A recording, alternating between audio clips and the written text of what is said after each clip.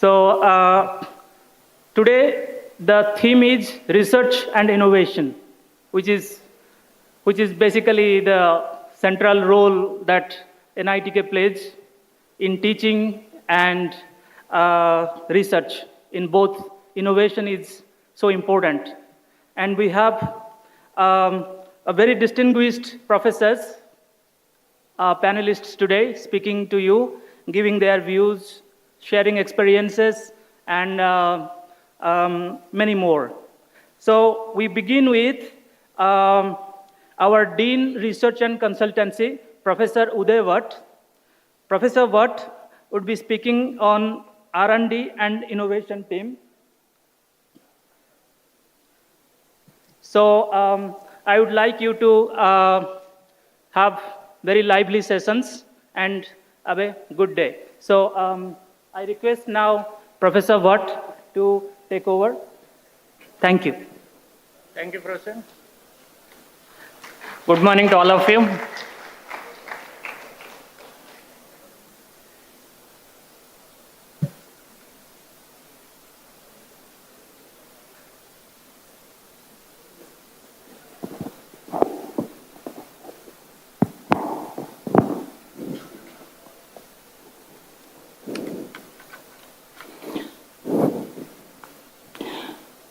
Good morning to all of you.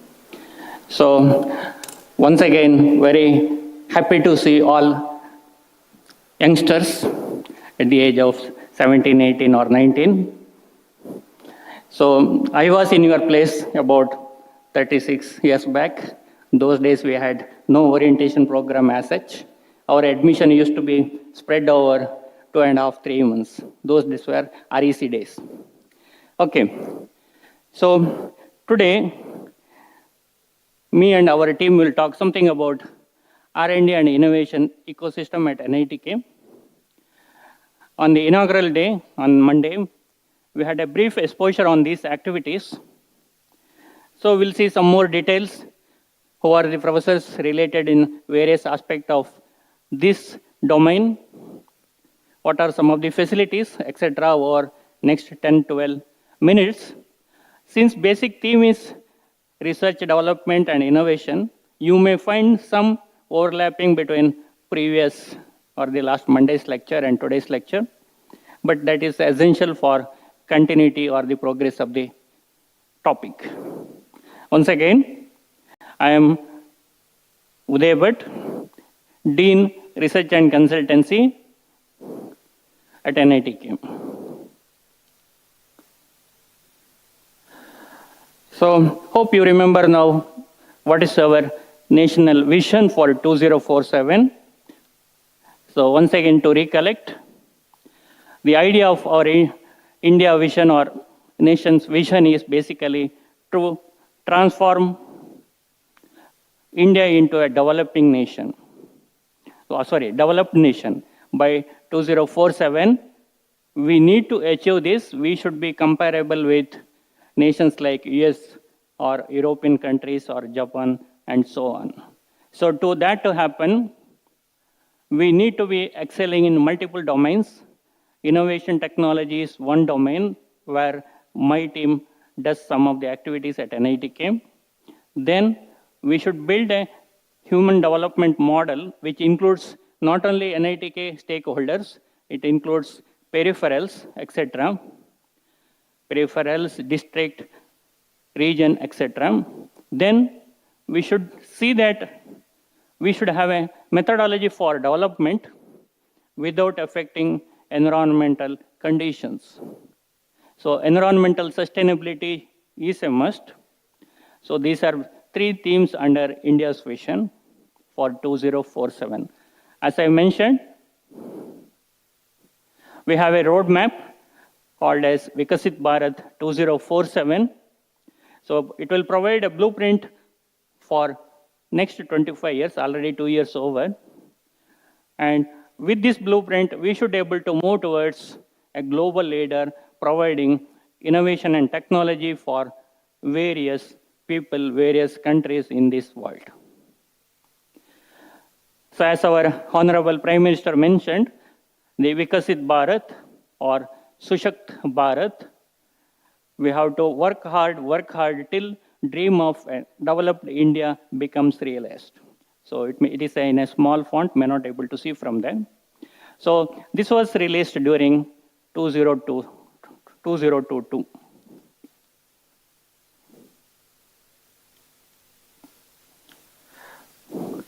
So we have a clear-cut roadmap how to achieve this condition. One of the things is we should be able to attain an economy of 30 trillion US dollars. And people have done some calculations and felt that if we have a continuous growth for about 5%, we'll reach 30 trillions. If we can have 7 to 7.5% annual growth for next 23 years now, it will be 47 trillion US dollars. So that is a growth rate people are expecting. Even on a moderate scale of 5% annual growth will reach 30 trillion US dollars. Then we need to have a good infrastructure, both in rural and urban areas. We should have a road connectivity, we should have water resource management, we should have food and agriculture sectors. Multiple things comes under world-class infrastructure, both processing, storage, and harvesting. We need to be self-reliant in defense and space. You might have heard about a lot of activities in this domain, successful activities in this domain during last 10-15 years. Now we are providing some of the defense manufactured component we are able to export to some of the countries. In space, we have made our mark presence globally through various satellite launching, etc. And last year, Chandrayaan was a cap on our ability to well in the space technology. So India's strength will be realized. People will acknowledge India's ability in science and technology when we do well in defense and space. Then we need to encourage green growth. So which means we have to have multiple activities without spoiling green cover of the earth, or the what you call forest cover on the earth. So different directional activities in the domain of renewable energy capacity, its increase, its management, etc. It may be solar energy, it may be wind energy, it may be hydro energy, etc. Then converting agro product and making into, or agro waste and making into bioenergy, agro waste to bioenergy. That is another important domain in the green growth. When you do all these things, our carbon dioxide emission will be much less, which means we'll be able to manage global warming. So this is an important aspect. You may be knowing that when we go for big industries, big industrial activities, lot of infrastructure activities, etc., we are bound to use lot of energy, which means we are going to emit carbon dioxide much more higher. So without energy, without burning energy, difficult to have growth reaching up to 30 trillion US economy. But then if you go for renewable path, green growth and renewable energy path, then carbon dioxide can be reduced. So in world, there is always two ways of thinking. One is to go faster, burn a lot of energy, maybe fossils or maybe renewable, whatever it is, but then you increase carbon dioxide. Developed countries always say you reduce carbon dioxide because they want to remain at higher levels. They do not want other countries to catch up with their development. So always US and European countries will say, India, you reduce carbon dioxide emission, but then without a proper energy guarantee, there is no way we can have activity leading to Vikasit Bharat 2047. But being an educational institute, we have quality manpower. If treated well, they can support a lot of activity leading to this. We have listed some of the activities which can empower our youngsters. And here, basically, when we say empowers, it's basically imparting education, imparting skills, so that they can take leadership in running industries, they can take leadership in innovation activities, they can help country to generate more and more employment, which in turn increase GDP.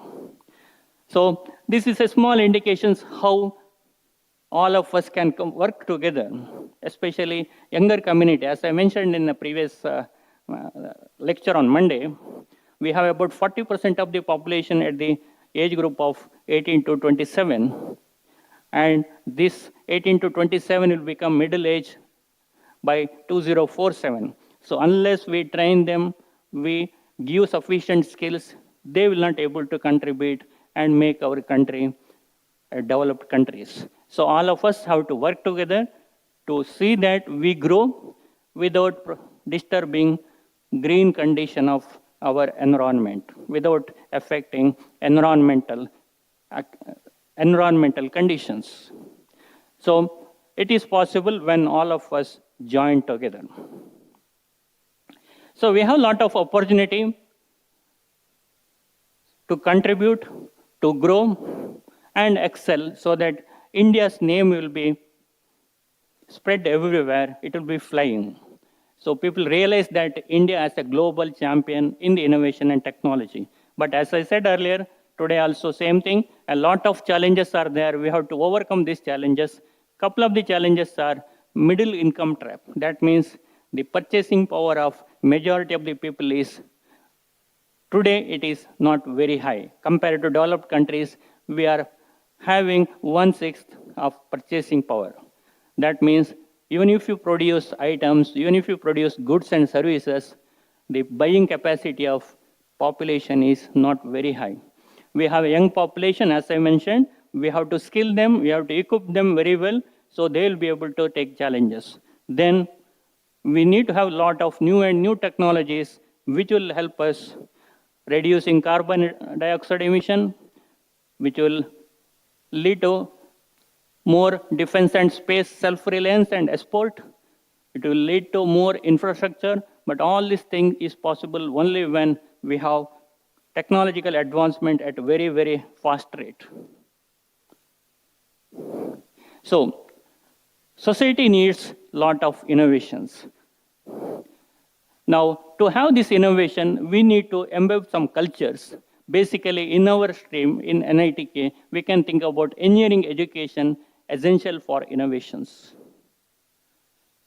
Now, engineers are considered as designers of the future technology, which means only number production will not be sufficient, only giving a degree will not be sufficient. We have to ensure that engineers are having sufficient competency to take challenges in various domains. Now, with the year, we are hearing more and more incident of climate change, floods, dust storm, crop failures, droughts, etc. To balance this, to manage this, and to do preventive actions, we need engineers. We need to train our engineers. So, our engineering education should see that irrespective of class, irrespective of gender, irrespective of geographical locations, everyone will be sufficiently comfort, and they will be able to get trained to get the challenges. So tomorrow's world will be a technology-driven field. So not only giving sufficient luxury or comfortness in your hostels or in your academic space, we need to see that our study, our life is technology-driven. If you train for a technology-driven field today, maybe you will be able to compete with developed countries in the form of effective technology development, implementation, and executions. Basically, these are some of the regions where we require a lot of technologies, because we need to see that everyone in this society gets the benefit of technologies. Once again, so all these are possible when all of us together, all of us in the sense, not only teacher, student, all the stakeholders of the society, including public. So this demand for something else than whatever it was in the 20th century, whatever else is basically innovation we are talking about. We are talking about new technology for becoming stronger in defense, etc. So there is a fresh demand. The demand is entirely different compared to what demand used to be in 20 years back or 30 years back. In a conventional way, the engineering education should provide some of these skills. This is whatever is there in the book. For that matter, education is changing very rapidly with year and year. Our set education is basically to make us familiar to use certain equations, certain formulas, certain graphs, so that it will be helpful in a set way. But the changing demand of reaching 30 trillion US dollars, which means changing objectives itself, means our approach for education has to be different. From a conventional objectives like this in educations, most probably we have to have an engineering education providing these skills. So I'll just read out some of the skills which will help us to be more and more innovative, which will help us to be taking more and more challenges of the society. Some of them are knowledge, intensive, innovative, and creative education culture. It is not only syllabus, it is a culture, because education is there not only in class, it is there in outside the class also. As our beloved director was telling that about 20 to 25% for majority of the student, whatever you learn in class is effective only 20 to 25%. Remaining things, whatever you study, whatever you imbibe culture outside the class is going to take you for majority of the people. For that matter, if you are going for higher studies, maybe your classroom studies will help you a lot. But majority of our student output, they go for industries, they go for entrepreneurship, then finance, management, etc. In those domains, those businesses, maybe 20 to 25% whatever skill you get in class is relevant, which means you have to be ready to take knowledge from various activities outside the class. Your club activities, we have so many technical clubs. We are increasing number of technical clubs. Clubs like E-Summit or clubs like Baha, robotics, etc. So these are all giving some of the skills, how to solve an engineering problem, how to use less energy and get more benefit, etc. So our engineering education should promote more of engineering thinking, problem solving, rather than just giving a solution for a small problems. So this problem solving should be a long term, it should be flexible, it should be geographically compatible, environmentally compatible, etc. We should encourage our students to have technology and sustainable thinking to have move together, because general acceptance is technology spoils environment, but it should not be that. It is possible to have technology moving in a sustainable way. Then there are certain applications like space, etc., where technology is very, very high. So these are technology intensive engineering applications. Lot of skills are required, then only you can excel in this one. As I mentioned earlier, large population is in the rural areas. So we need lot of resources, lot of infrastructures. So we should have a education which promotes construction, economic growth, and then supporting national strength. And more importantly, with year and year, technology changes rapidly. So if you want to adapt for new and new environment, you also have to update yourself. There was one survey which says that the technology or subject which is there in the syllabus, the 50% of the syllabus becomes outdated by the time syllabus is framed, it is implemented, you spend 4 years by the time you pass out. That means effectively 6 years. So 30 to 40% of the technology becomes non-use, or there is a better way of technology implementations. So we have to be adjusting for changes in the technology continuously. So these are all some of the challenges the engineering education in 21st century faces, and this is much distinct compared to in a conventional way. At least we can say that at NITK, we have certain flexibility in the form of autonomy, rapid thinking, etc., finance, etc. Some of these things we are able to take care.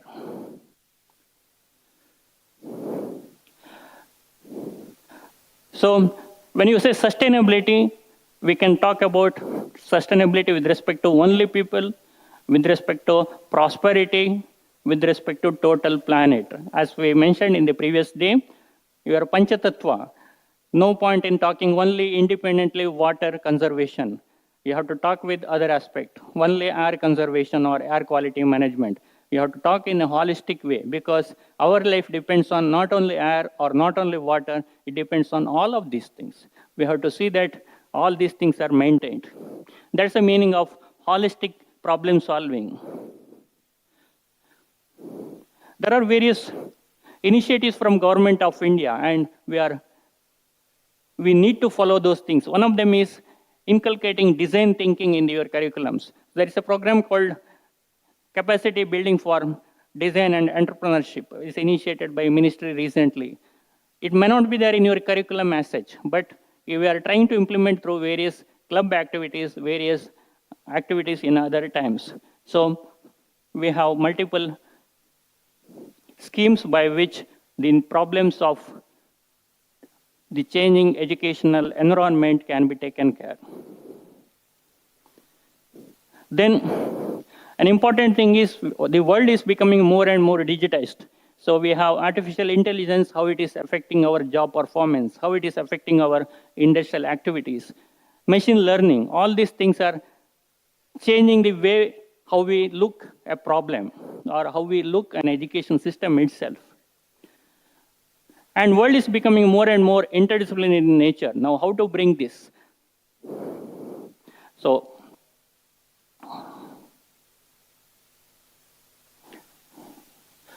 in CRUST, engineer needs to create a sustainable society. That society is to be able to live within itself, within the boundaries. Then at NITK, we are trying to make a sincere effort to create such an engineers. As I mentioned in previous my presentations, we have multiple centers where you can spend some time, do some activity, get certain skills. Central Research Facility, Central System Designs, Center for Interdisciplinary Studies, etc. provide certain scope. So we have experiment, science, and innovations bringing together everything in the form of research activity or research ecosystems. So when you say research, it is not only experiment, we also have to have a simulation so that our understanding will be much better. A new domain of VR is coming out, so especially this is very, very relevant if you want to target or if you want to equip weaker sections, weaker in the sense their education may be less, financial conditions may be less, still you can make them well equipped with VR technology. Some of our labs, especially central systems designs, has certain facilities you can feel that the pinch of virtual reality, how it can be useful in engineering designs. So this is central research facility. You will be spending a lot of time in visiting, and we have a separate lecture. These are some of the tools in central research facilities.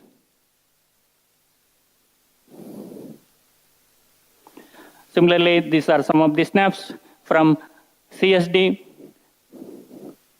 So this is one thing called a search, which is there near the beach. Once again, you will be visiting these facilities. So at CIDS or Center for Interdisciplinary Studies, we try to promote or we plan to promote people working from various domains come together, give a final solution rather than a solution locally. So we are proposing to have different teams under this banner. We'll be working on environment and sustainability. There are certain faculties work on this, but they are all isolated. We want to bring together so that we'll be able to take the problems faced by the society as a whole, holistic problems. Health and medical technology, we have a lot of ideas to interact with medical college communities. There are about 10 medical colleges in the near coastal regions. We are already in contact with some of them. We have gone there, discussed with their VCs or top peoples, how to see or how to have a medical technology center providing medical and engineering solutions. So we expect to have this common path for engineers and medicines. Like that, we have different domains.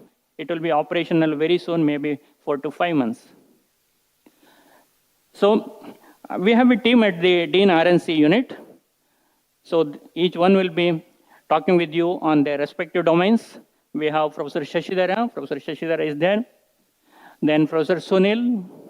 Professor is there. Professor Shivalsa will join later. Professor Jayaraj is there, I guess. Then Professor Prithvi also will be there. Maybe he's there in another session. He is the person behind search. Professor Keyur, instead of that, Professor Rizwan is there. So co-chairman of the central facility. Professor Subra Hegde, he is taking care of STEP. MIS, Professor Basavaraj. This MIS is a unique in NITK, as mentioned by our other deans. So through this, you do a lot of your academic activities. It's an interface between you and real faculties or real, staff at NITK. All your academic progress you can monitor, you can have online videos, etc. through this. Professor Vasudev, he is taking care of MOU with various institutes. Okay, finally we are coming to an end. Small minds discuss small people in the world, whereas average minds discuss events happening in the world. Great mind discuss ideas for the world. But important is, if you are having super brain or super mind, you can do innovations which will help a lot for the world. Thank you for your kind attention. Once again, if you have any question, you are free to visit my office, first floor of the main building, towards the right side when you take staircase. Thank you very much, Professor Watt. I think the day could not have begun with a much more positive note. Sir has talked about the need of sustainability, especially sustainability in technology. I think the message must have been properly conveyed. So I thank Professor Udayvat once again and request the Dean Student Welfare, Professor A.C. Hegde, to give a token of appreciation to Professor Watt.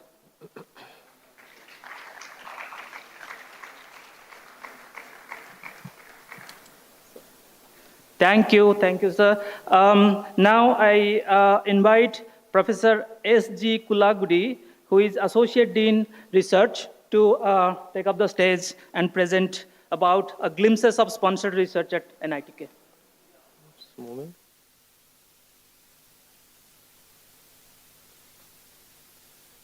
So good morning to all of you. So congratulations to all of you that you have a commendable achievement by joining NITK. But why did you leave these space empty? I don't know. What there were days where we used to grab the first benches of the class, isn't it? During your high schools, colleges. What is the reason for occupying back benches? So you're all enthusiastic students.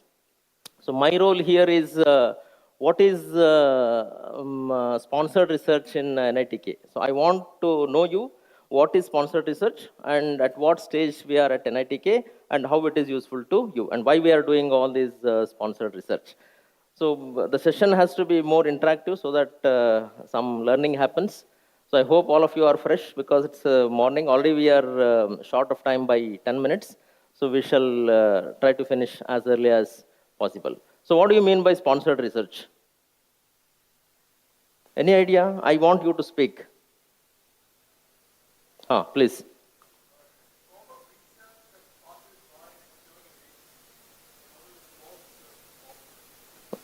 Very good, nice.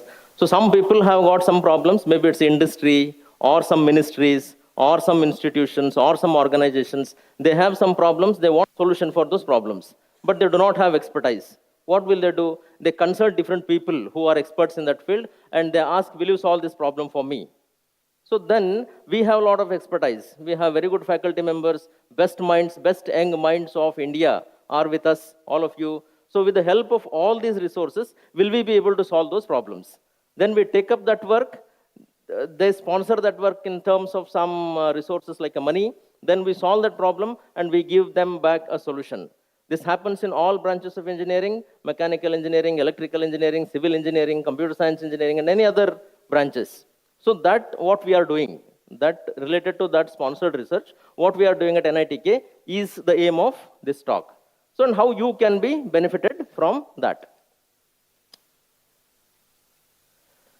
So sponsored project life cycle, what do we have as a life cycle of this? So first, there is a funding opportunity. We search for funding opportunity as a faculty, as researchers. There are many people who are doing PhD here, research, MTech. You will be doing final year project. We search from funding opportunities. Then we write a proposal. You have this problem. I want to solve this problem like this. Then we submit them to those organizations. Then they fund, they give some fund, and we repeatedly do the activities, innovations, experimentation. Then we get the solution, we submit that, and this continues. So the same thing which I was explaining, there are needs for some industry sponsors to solve their own problems. And they consult, institutions are interested in that. Not only NITK, there are many higher learning institutions, other engineering institutions, medical institutions. There are institutions like CSIR. All of them are interested in that because we have expertise. We have resources. There are many people who have worked for 10, 15 years, 20 years on a particular area. They know ins and outs of that area. So we can give solution to that. It is a kind of help to the nation also, service to the nation also. So availability of expertise and research, then we are willing to solve that problem because without practice, engineering is not complete. So we're willing to solve the problem.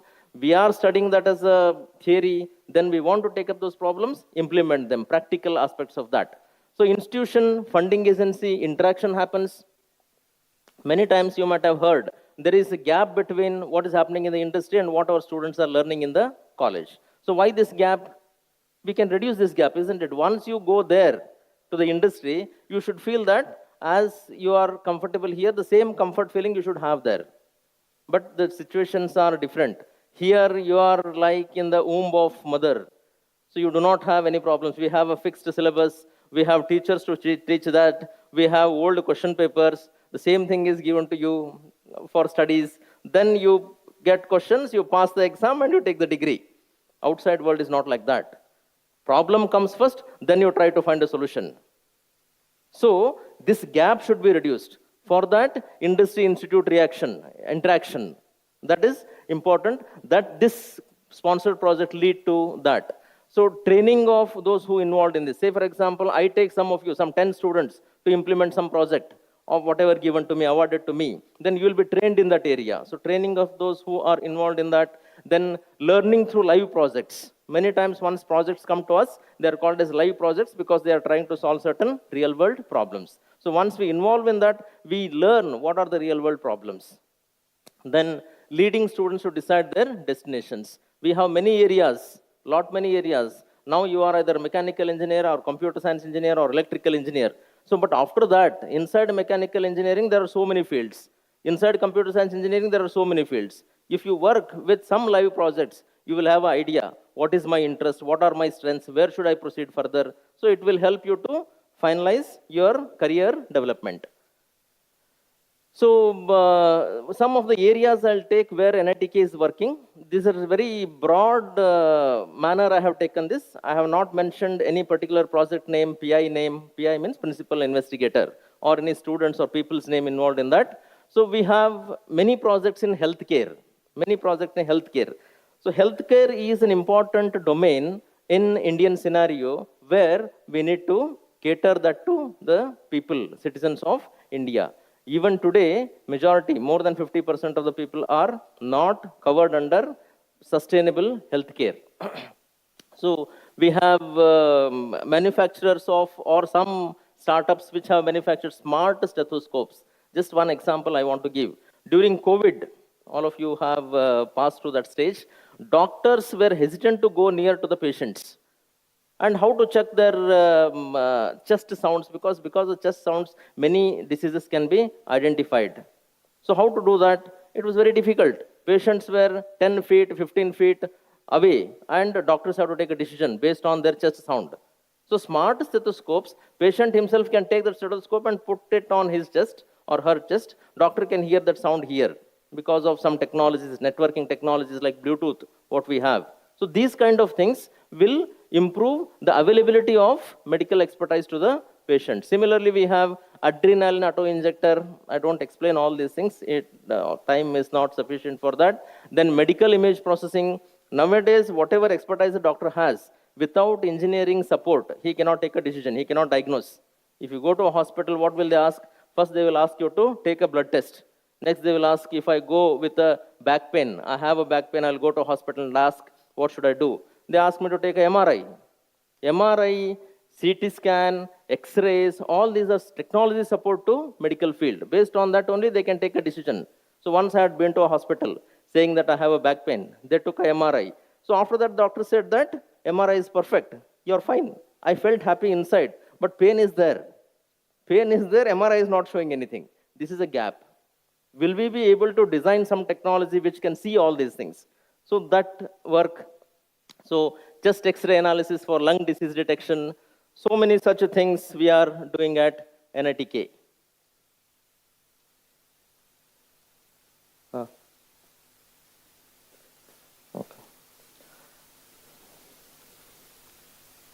So electrical vehicles is one more buzzword, because energy is always scarce. Whenever something we see as a resource, it will be scarce in nature. Means it's not sufficiently available. So parents send you pocket money, isn't it? If sufficient pocket money you have, whatever you can spend, still money is there. It's not called as a resource, isn't it? But energy is a resource. We have to generate energy and we have to use it we have to use it systematically, and sustainability is important. Means without spending money, we should be able to do it for long run. So renewable energies like solar energy, tidal energy, wind energy. So electrical vehicles is one more important domain where we can excel. We as NITK, we as Indians, we as engineering students, engineering people can excel. So we have a very big team in electrical engineering department who is working on this area of electrical vehicles.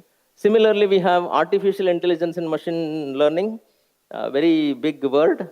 If you go to some colleges, there are hundreds of thousands of engineers who are recruited in these branches like AI, ML, AI only, ML only, cybersecurity, so many things. So what is this artificial intelligence? Is it really useful to us? And what are the different projects that we can do on this? All those things, there are many projects, people are working on that. Have you heard about ChatGPT?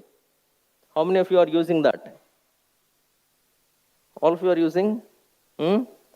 Probably now onwards you may have to stop that. Don't use ChatGPT. ChatGPT is a kind of guide. Already some material is available, it will give a solution for that. Those engineers have got a future who can create content. In ChatGPT, you are not creating a content, you are using already existing content. Something is there. You might have also heard that ChatGPT will take away the jobs of new computer science students. It is not my statement. It is a statement made by big people like Elon Musk. Is it true? It is true at the beginning level. If you want to develop small programs, ChatGPT will do. If you want to solve a small problem, ChatGPT will do. But as an NITKians, you have got a special capabilities, special power, because that you are here. So you are not expected to do those kind of things. You are expected to create some new contents, create something new and add it to ChatGPT. So for that you are here. So for God's sake, it's an attraction towards the technology. Use it for fun, but don't use it for education. So using ChatGPT and submitting your assignment, using ChatGPT and trying to find some solutions to problems, it will give you, but it's a limited one. Already some material is existing, it extracts from that and it gives you solution. Instead of that, create an ability to do something new. Fine. So some efforts are being done in our institution, and for experts to save time, to save certain resources, these tools are good. ChatGPT kind of tools are good. But for the learners, beginners, we need to understand all the technology. ChatGPT is like giving calculator to second standard student who wants to learn addition, subtraction. So instead of teaching what is addition, what is subtraction, how to add 3 in a mind, 4 in a hand, 3 plus 4, all these things, if you give a calculator, it will press and the child will get the answer, but that is not the aim. ChatGPT is same for engineering students. So avoid using that. Whenever comfortably, put some more efforts. Comfortably you can do the things, avoid ChatGPT and do the solutions. So time is over, okay. Yes. So already we are short. In mechanical engineering also, we have many divisions on many different areas. Just I have listed some areas. All these 15 minutes lectures, they help you to understand what is happening in NITK. You make a note of all those things. Whenever you come across that situation, go to that faculty, tell him that, sir, during orientation you have given a talk on this. So I want to do this. What should I do? Where should I go? They will tell you. They will tell you the things. That's all the purpose is. But all of you have come without notebook, without pen. I don't know where will you note. It is fine. These PPTs are circulated to you, I hope. So if they are circulated, those are useful. So in civil engineering also, there are so many areas, so many construction technologies. The buildings or the monuments which are constructed 500, 600, 1000 years before, still they are there for us to see. But the life of concrete is 60 years, 70 years. So sustainability, where we are moving, what we need to do. So all those things we need to see.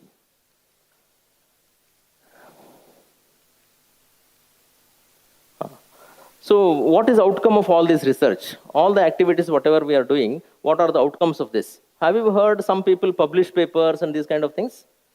So how do you get your all the material that you get in your textbook? Many people do work, research for 10 years, 15 years, 20 years on a particular topic. They publish it in the form of paper in some journals. All experts read that. They say that, this is the right material, it can go for children, budding engineers to study. Then it comes in the form of textbook to you. Fine. So such innovative things, such outcomes of research will come in the form of some publications. That is adding addition to knowledge base which is already existing. So we are growing in terms of adding knowledge. So that is our responsibility.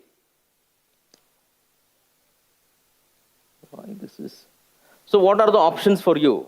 There are many faculty members who are working on different projects. They need students because as a faculty member, I alone cannot implement something and cannot do all these things. So with the support of you, with your help, with your time, I can do that. So identify your interests, see the profile of faculty members in your department or even interdisciplinary, other departments, go to them, talk to them, I want to learn something on this, I want to do some work on this. Then take up a project, small project of whatever project they have, small problem you take, try to read more thing, implement that. Through that, you will be learning. Identify your interest, identify the project and faculty member you have, and find your enjoyable destination. Later, whatever you do should give some happiness to you. Then only the life is success, isn't it?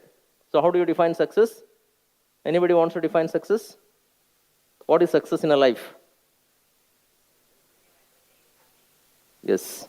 When you are happy, because I told that, till it is good answer. When you are happy, you are successful. Lot of money you have, then you have a very good vehicle, you are working in a very big company, that's not a success. All those things are the needs now, today. Once we have lack of money, we feel that we want money. Once we do not have vehicle, we feel that I need to have a vehicle.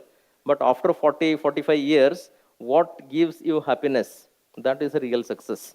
So you should be able to find out what is my area of happiness so that you can find career in that.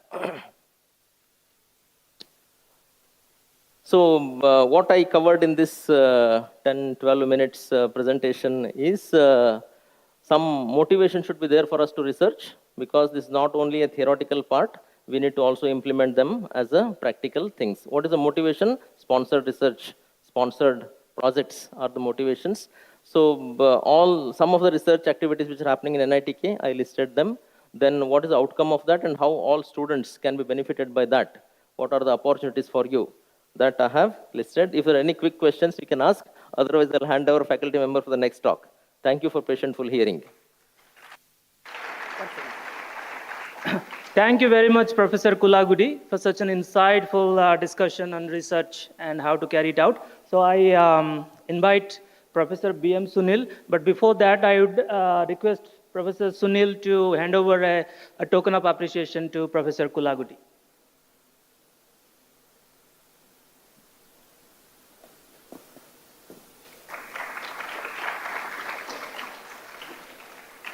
Thank you, sir. Now I hand over the mic to Professor B.M. Sunil. Glimpse of industrial consulting projects in an ITK.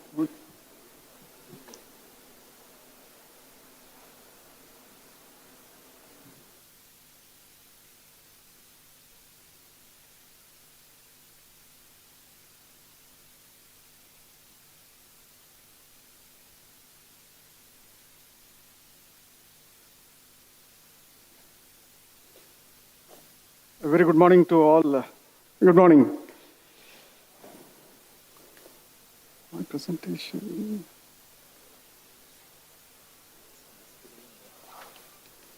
Allah. On my account. Yes. A very good morning to all once again. I'm Sunil. Gist of my presentation is my colleague Shashidhar was presenting on sponsored research. And it says a glimpse of industrial consulting projects, right? Changing scenarios, right? Changing scenarios. Maybe a scenario in 1990s was different, and now in 2025 it is different, right? And a lot of developments, correct? A lot of developments in every sector. For example, in civil engineering, the road network, what we have today, is just fantastic, right? Of course, still we have problems, right? The road network, and union government is contemplating more on road networks. I'm just giving one example, right? So changing scenarios bring in a lot of research and developmental activities, or R&D. And that calls for consultancy projects also. Who has to do the consultancy projects? Somebody has to advise. Somebody has to advise the people in field. Yes, you do like this, you do like this. This is the right way. And I told you, we have still problems. We have better road connectivity, but there are problems associated with that. Bad design, right? We have the problems of landslide. For example, Wayanad. It's just a fatal accident where we lost many lives, right? We have such problems also. And these changing scenarios bring in a lot of consultancy projects. And here at our institute, we try to execute and do some research on consultancy projects, whether it is consultancy alone. And Professor Shashidhar was also talking more about different types of equipments, right? Tools, which are used for testing also, right? Changing economic scenario, and it definitely helps in economic growth of the country and also the professional life. Professional means I teach in civil engineering. If I do research on or consultancy works on field-related problems, I will be able to teach you more effectively than a practical problem, right? So it not only leads to economic growth, but also professional growth for teachers like us, right? And we have an office called CIC. Earlier it was called as Industry Institute Partnership Cell. It is now renamed as Center for Innovation, IPR, and Industrial Consultancy, CIC office. And the main objective of this CIC office is to facilitate and administer the various consultancy or R&D projects which are coming through external agencies, okay? Main objective of this cell or this office is to facilitate and administer. How otherwise it becomes some juggling thing, right? There should be some path. What type of consultancy work, what type of testing work, all those things had to had to be streamlined. And the main objective of this office is to streamlining. Okay? We have, when it comes to consultancy and research projects, sponsored research, testing, only consultancy services. Consultancy and testing services. It involves both solution and testing also. Okay? So that is what. So the consultancy is, these are the assignments given by the clients. Maybe client may be an external fellow. Testing projects only, which is done in laboratory works. And then you have both testing and consultancy project, that is TNC project. We have some other projects called as administrative or organizational consultancy. And that is through some government agencies like CCB, all such other government agencies, right? And every consultancy project will have one principal investigator or PI. He's called as, he's responsible for all the activities that are being carried out in that particular project. He is called as PI. That is what is PI. Consultant in charge. And he can co-opt one more person in the event of something happens, if he wants to go on long leave. In such cases, he wants to have, he can co-opt. And he is co-PI, right? He is co-PI. So every consultancy project will have a principal investigator and a co-principal investigator. This is overview. Now how to process this, how to churn it? And that comes with the different slabs, with the different denominations of money, okay?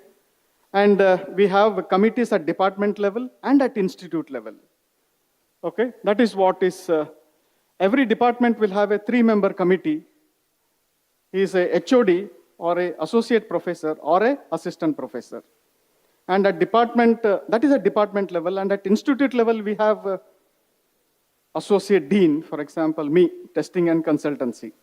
And then we have dean or deputy registrar accounts, and then we have dean RNC, Professor Uday Bhatt. Morning, you just spoke on R&D activities. And then director. Every project will be approved depending upon the denominations, right? We have certain slabs. And yes, projects with amount less than 2.5 lakhs will be approved in the department itself, where it is headed by HOD. And projects with 2.5 lakhs to 10 lakhs will be approved by the department committee as well as at the institute level. At the institute level, associate dean and joint registrar accounts and dean RNC is responsible, okay? And if the project exceeds more than 10 lakhs, then it has to be approved by our director, okay? It has to be approved by our director. And there are consultancy projects of crores of rupees also, that is more than rupees 100 lakhs. Right? In such case, we have to vet such projects. And the principal investigator will be from the institute only. Right? Principal investigator for such projects will be from the institute side. And this project will be vetted by the institute committee, and then it is submitted to the sponsoring agency. Okay? Then it is submitted to the sponsoring agency. So it starts from a small amount, and then the flow is to a larger chunk of money, okay? And with that also comes responsibility, right? R&D, it is research and development. It is not only execution of the project, but a lot of research has to go into it, okay? For example, roads, during rain, it is just not motorable at all. Why? It's because of something is missing, okay? Many of you have traveled from distant places. Maybe you have got stuck in between. It's because of natural disasters or natural calamities, right? So our research and development helps us to overcome in these changing scenarios. Understood? And that is the essence and that is the significance of carrying out such projects. Okay? And yes, I have very little time on this. My friend told me that it is only 15 minutes. I told him I'll finish it in 10 minutes. I'm almost on time, right? And this is the figure. These are the figure for the last 3 years. We are doing very good in research and consultancy, right? And you see the numbers, it is increasing altogether. I will not read out. Almost every department is participating in it, okay? We have several departments. And if you see at the end, it was 2 crore, somewhere close to 3 crores. 2023, it is 5 crores. And that is till date. Still, we have many things in store. That may exceed 5 crores also. So the graph is increasing, right? So all this we are doing it to help in the economic growth and to encourage all the stakeholders. And this I have to, in most of my presentations, I'll tell, right? We have many problems still, I told you, right? We have the problems of solid waste management. We have the problems of plastic waste disposal. We have problems with the electricity. Many rural villages are not electrified. Water supply problems, right? In that context, I see a galaxy of stars here, right? I see a galaxy of stars here. Each one of you have a very significant role to play. Each one of you have a very significant role to play. For example, in solid waste management, right? It is very unfortunate that our Prime Minister has to start a drive on cleanliness. It is not a revolution, it is a drive to clean the surroundings, where it is a basic responsibility of every individual to keep his premises and surrounding clean. The problem that is mounting with the solid waste is just mind-boggling, right? So that is why I say, I see many stars here. You may be in civil, you may be in computer, you may be in electronics, you may be in some other, but you have a very significant role to play in making our country developed, right? Making our country developed, right? A poet writes, DVG. I hope many of you will know Kannada. He writes, Hale beru hosa chiguru. Hale beru hosa chiguru. Kudidare marasobagu. Hale beru hosa chiguru kudidare marasobagu. What it means in English is old roots, new shoots, then the tree blossoms. We have lots of hopes in you. Take it as an opportunity, take it as a challenge, and do well. Wish you all the best. Thank you very much, Professor Sunil, for a very informative overview of testing and consultancy done in NITK. Now I invite PIC CRF, Central Research Facility, Professor Keu Rabal and his teammate, Professor Rizwan, to present the next, give a next talk. So 1 second. Thank you.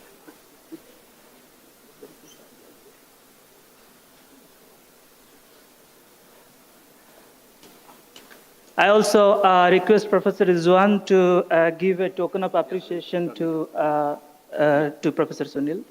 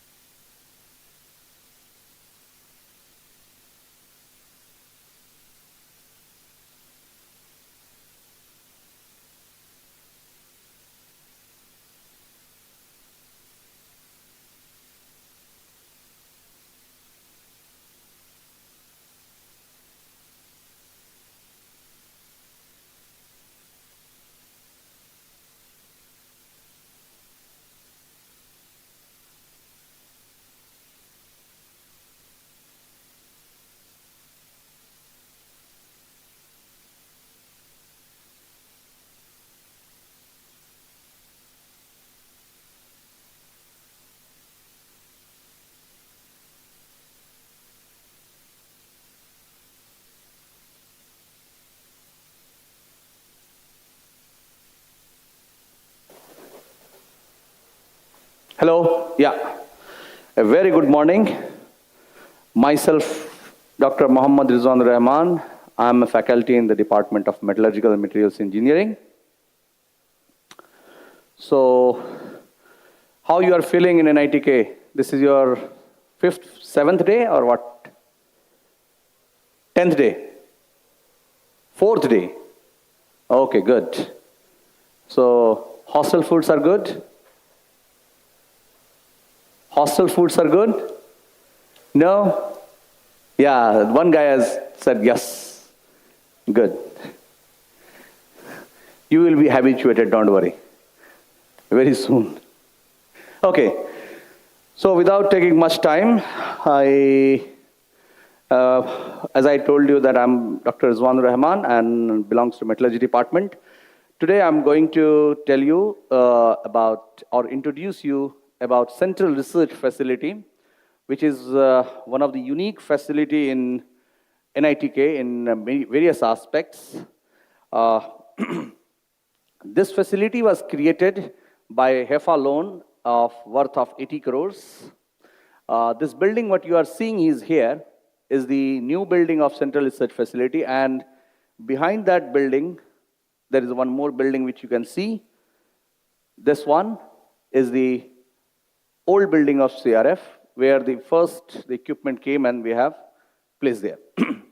So this facility is unique in various aspects. NITK was the first NITK who has taken the initiative to take a loan of 80 crore to purchase only equipment, and which is a state-of-art equipment, scientific equipment, to promote the research activity within NITK as well as outside NITK. It can be industry, it can be local colleges, or anyone who want to do characterization facility or use the facility, they can use it. This facility is having a floor area of 9,000 square meter, which is distributed in 3 floors, ground, first, second, and third floor. And all the equipment what we are keeping here is categorized in 3 major sectors. One is manufacturing, another is processing, and the another one is characterization. Our main focus is on characterization among all 3. All these equipments, or this facility is equipped with necessary utilities. It has its own dedicated website, which you can see in the next slide. And this facility is managed by mainly few operators, which is approximately in 12 number, and the research scholars. So if you get a proper training on time, we can also appoint you as an operator of those scientific equipments. We have many what is called training programs. The facility is operational for 12 hours a day, and we organize various hands-on training. So these are the different aspects of this Central Research Facility, makes it unique in various aspects. So this building was inaugurated by Honorable Educational Minister Dharmendra Pradhan in 15 October 2022. This is our dedicated website from where you can book your slots. If you want to use any facility, what you need to do, the first thing is you need to register it, and registration is very simple. You fill your name, and then you will get an OTP, and finally your registration completes. And then you can go here, the facility. This facility is again divided into 3 parts, whichever the facility you want to use. Approximately 60 to 70 equipments are there within this facility. So, in nutshell, let me tell you, this facility is at present targeted with 7 to 8 departments of NITK. It can cover physics, chemistry, material science, mechanical, civil, water resource, as well as some part of electronics. If you want to know what exactly we do here, if you bring any material to the Central Research Facility, and if you want to know its in and out, we can tell you majority of the information. For example, we can give you its structural information, we can give you its compositional information, optical properties, mechanical testing, its thermal ability, how much thermal conductivity and other stuffs, we can give you the information. This infrared comes under the optical one. We can give the nano information, whether the material is in nano size or not, because these days nanomaterials are one of the threshold area, which I'm going to talk on 31st of this month. One more topic I'm going to cover it. We can give you the surface information if a material is having how it is, surfacely good or bad. Those informations can also be given it to you.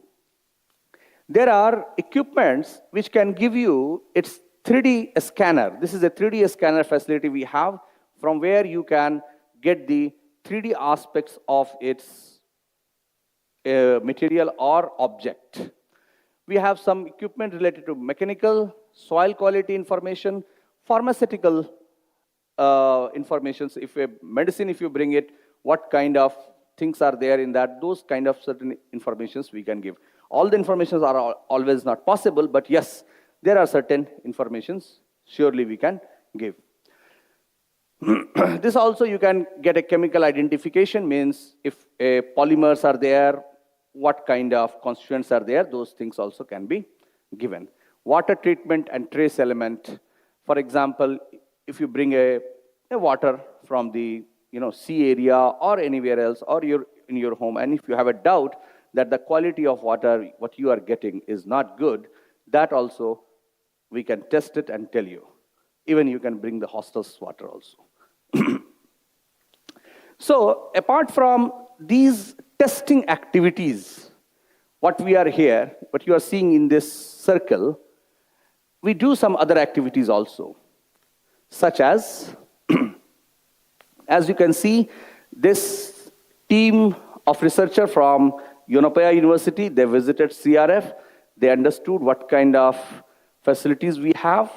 We give them a short kind of tour to them, and they utilize this facility.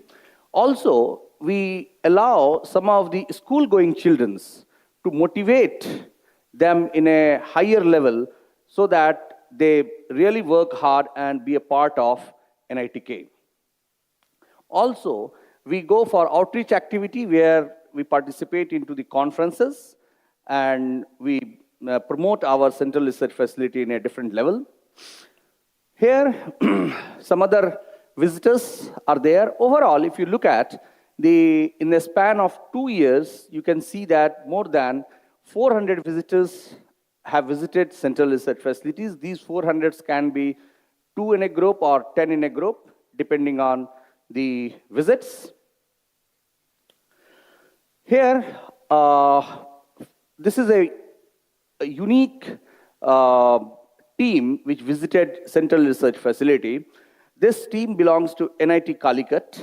Okay, they came here to NITK, see how Central Research Facilities are functional, what are the equipments we have, and how this same thing they can implement in a better way. We are not saying that whatever we are doing are 100% correct, but yes, we are doing certain things good, and they have taken the good part, and they are going to also have their own central research facility at NIT Calicut. This visit was in the February of this year, 2024. So, just I wanted to show you the tour of central research facility in the what are the equipments we have. I will just fastly tell you some of the equipment name. This is FEACM, GEOL.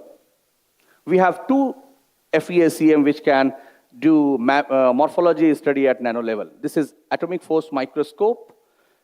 it does the surface morphology. This is water LCMS. This is a micro EDM which can do a whole of micrometer, 10 to 100 micrometer.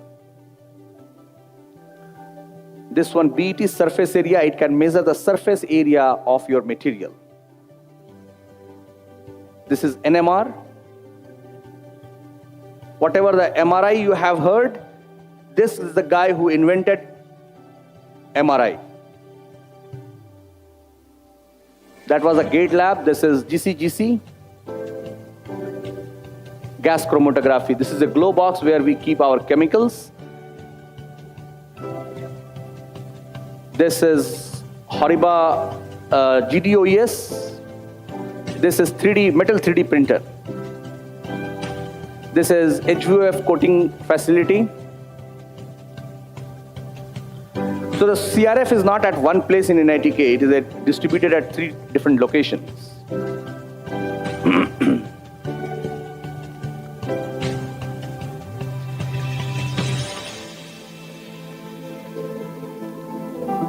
This is fiber optics. This is a liquid nitrogen plant. We have our own liquid nitrogen plant. This one is an impact test unit. This one is 250 fatigue test, 250 kilonewton fatigue test. This is a particle size where you can measure the small particles in your solution or wherever it is. This is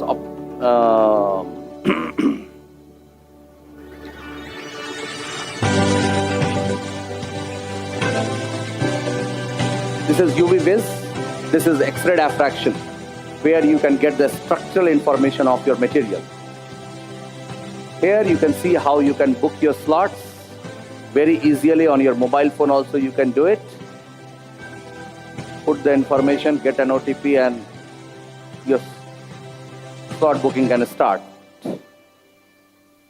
So this is a short tour for your CRF. CRF is not only to, these equipments are not only to meant, you bring your samples and do the test. There are many equipments within this building is where you can do some innovative research in terms of doing a new set of experiment.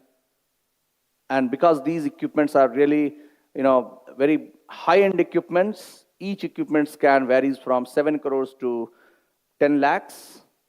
So it has a variety of equipments.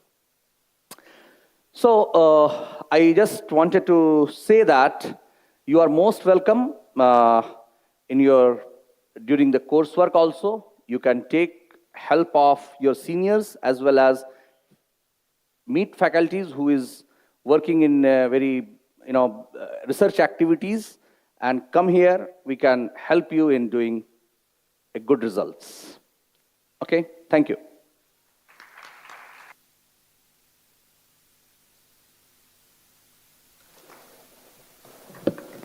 Yeah, thank you very much, Professor Rizwan. I invite Professor Jairaj.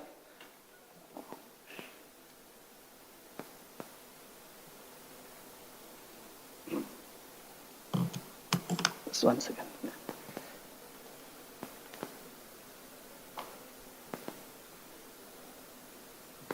I request Professor Jairaj to give a token of appreciation to Professor Rizwan.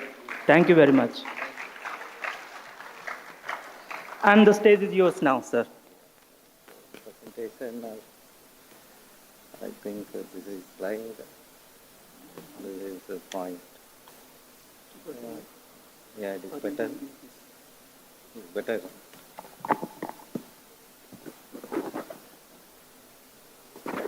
So it should go this side.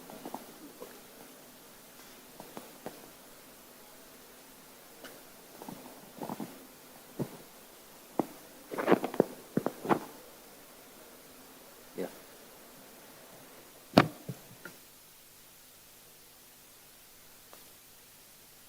So good morning to one and all. Yeah, good morning. So it is like part two of what Dr. Rizwan was presenting. So he presented, in fact, very specific facility which is unique in NITK about CRF. So myself, Jairaj, I am a professor in mechanical engineering department. So I will be talking about R&D equipments available in NITK. So again, I'll be giving a few examples. And first, we'll try to understand what is mean by equipment. And you already experienced or used some equipments in your physics and chemistry lab, like a purette, pipette kind of thing. So how the R&D equipments are differ from that, we'll see. So maybe you can get some idea about the picture. So the first two are like the one jackhammer. So you know it produces a lot of sound and vibration that used to demolish the debris. So the second one, I no need to explain. So Olympian. So he got two medals. They uses in general. They uses some devices like this to close one eye, and they use some specialized lenses for focusing, and they use some air black so that the disturbances won't be there. So basically, these two are helping us in doing certain things. So it may be like complicated or combination of so many things, or it may be very simple. So all called as equipment. So I kept this person specifically. You know why he is famous? He also got Olympic medal, gold or silver. So why he is famous? He did not use any extra gear.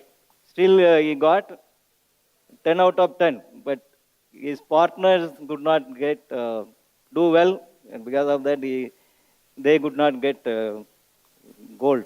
So, a set of tools or devices used to perform certain tasks. So then you have this R&D equipment. So how it differs. So when we do, so from morning onwards, you are hearing so many things: sponsored research, testing, consultancy, and CRF. So all when it leads to development of some new devices, or we do something to improve or enhance performance of certain existing devices. So to do that, we need to do a lot of tests by keeping in different conditions and following certain standards in a scientific manner. Whatever results you are getting, with that you will able to design or develop a new product. So that as a whole it is called as research and development. Then what all the equipments you are using, that is called R&D equipment. So it's not like the lab devices, whatever you used so far. So equipment which is capable of doing variety of test with respect to test conditions or material. Those things are called as R&D equipments. And as already Professor Rizwan explained, we have excellent facilities in CRF with respect to these materials fabrication and characterization.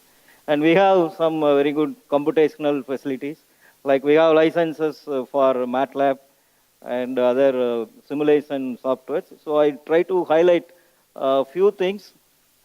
So this, I'll give examples of few equipments just to have idea or feeling of what is meant by the R&D equipment. So whenever we develop a new material, we need to characterize its mechanical property called strength.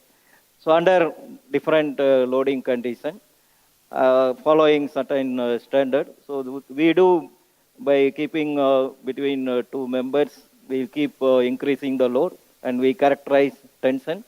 Same way, we keep the load in reverse compression, and we have something called bending. So all these results will be further useful to develop theorems.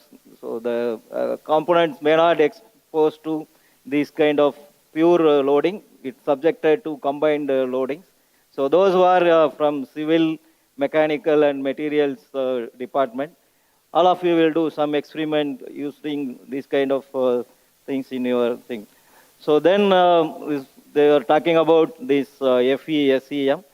So whenever we want to analyze the material morphology, so how inside what are all the variations are there. So we need to look at in a very microscopic level. So that is done with the help of this scanning electron microscope. So I have given two examples of cross-section of natural fiber, coir and sisal.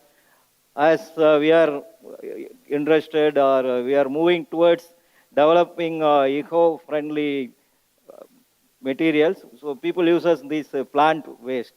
So after the cropping or end use, it is going as a waste. So we'll dump somewhere and it will go as a waste. So there are materials people, they make component using that, and they use those components in some light load applications. So in that way, this when I analyze the cross section or inside, it is one sample. Inside, what is happening? Similarly, when a component failed, then when I analyze the failure surface, I will come to know the mode of failure, all those things. So they used to basically quantify the characteristics. So then I have this gate analysis equipment. It consists of some treadmill and some cameras. It has application in body mechanics and sports biomechanics. So all those things. So these are like a kind of study you can do. So how a normal person is walking. There is a cycle called a gait cycle. So a person having problem will be put into that cycle. Then the things will be recorded. Based on the motion, they will able to analyze. So this facility available in mechanical department when we develop the so-called biodegradable materials for sound absorption application. So already you are in a hall where you have these perforated panels. So those things are purposefully made. Even this carpet, all those things are purposefully made. Whenever sound wave interacts with that, it's supposed to absorb, so it should not reflect. So whatever materials mostly being used commercially or synthetic materials, and they are toxic in nature. So when we develop using these kind of natural fiber and 3D printed samples, so they have a facility to analyze its sound absorption capability. So then these two facilities are available in ECE department. So the first one is PCP circuit board plotter. So it's available in ECE department. So with that, you can design the circuit and you can print using this machine.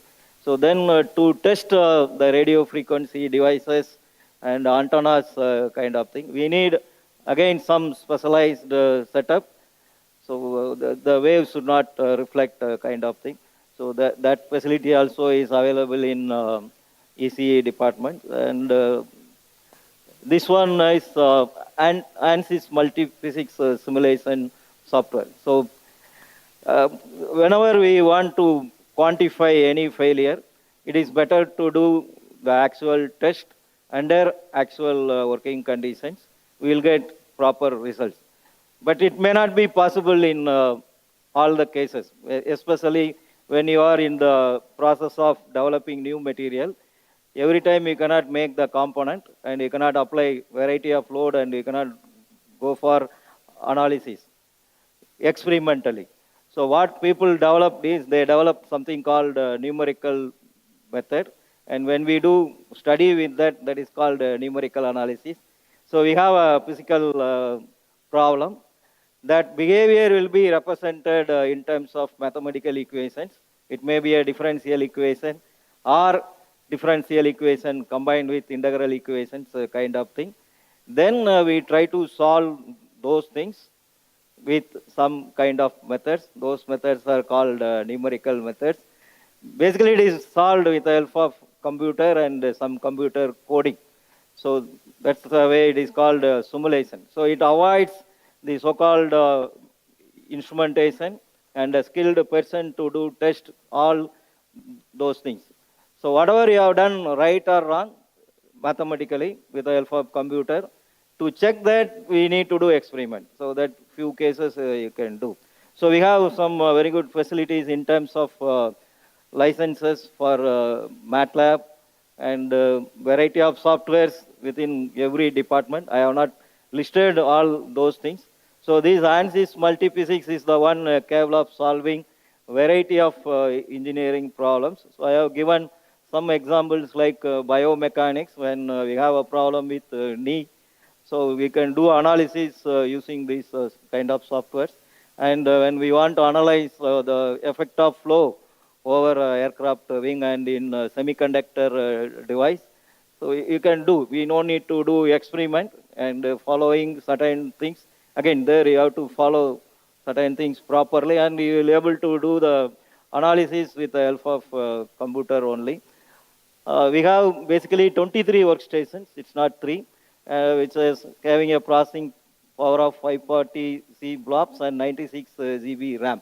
So these things will be needed, especially when those who are from computer science, IT or AI, you want to do something using machine learning.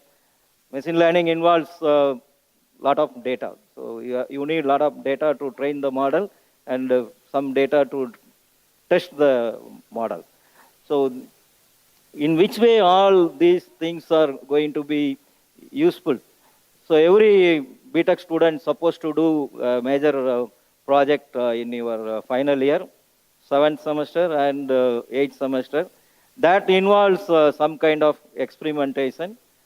There again you have to use these kind of R&D equipments or equipments whatever available in your department. Otherwise you may be doing something using coding. That involves some high-end computing means. Again you can approach CRF. So in CRF we have that 23 workstations.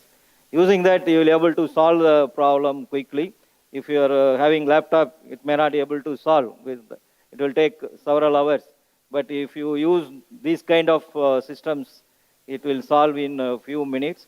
So most of these things you can use when you do some term project. For example, some courses they will ask you to do a term project and it will be evaluated for some marks.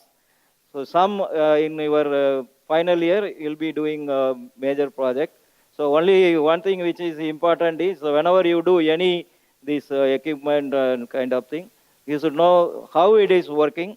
So what is the make, what is the range and its capability, all those things. Don't use it like a black box. So that is the only thing. So as they mentioned, for more facility you can explore this CRF. So with that I will stop. So thank you.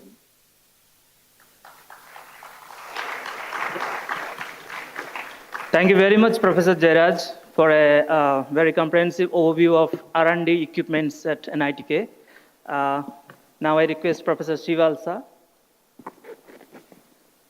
Professor Srivalsa, I request him to first hand over a token of appreciation to Professor Jairaj.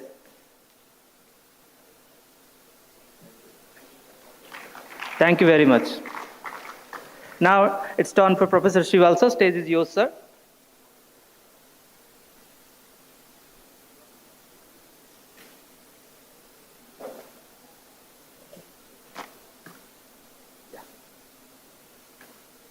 Thank you.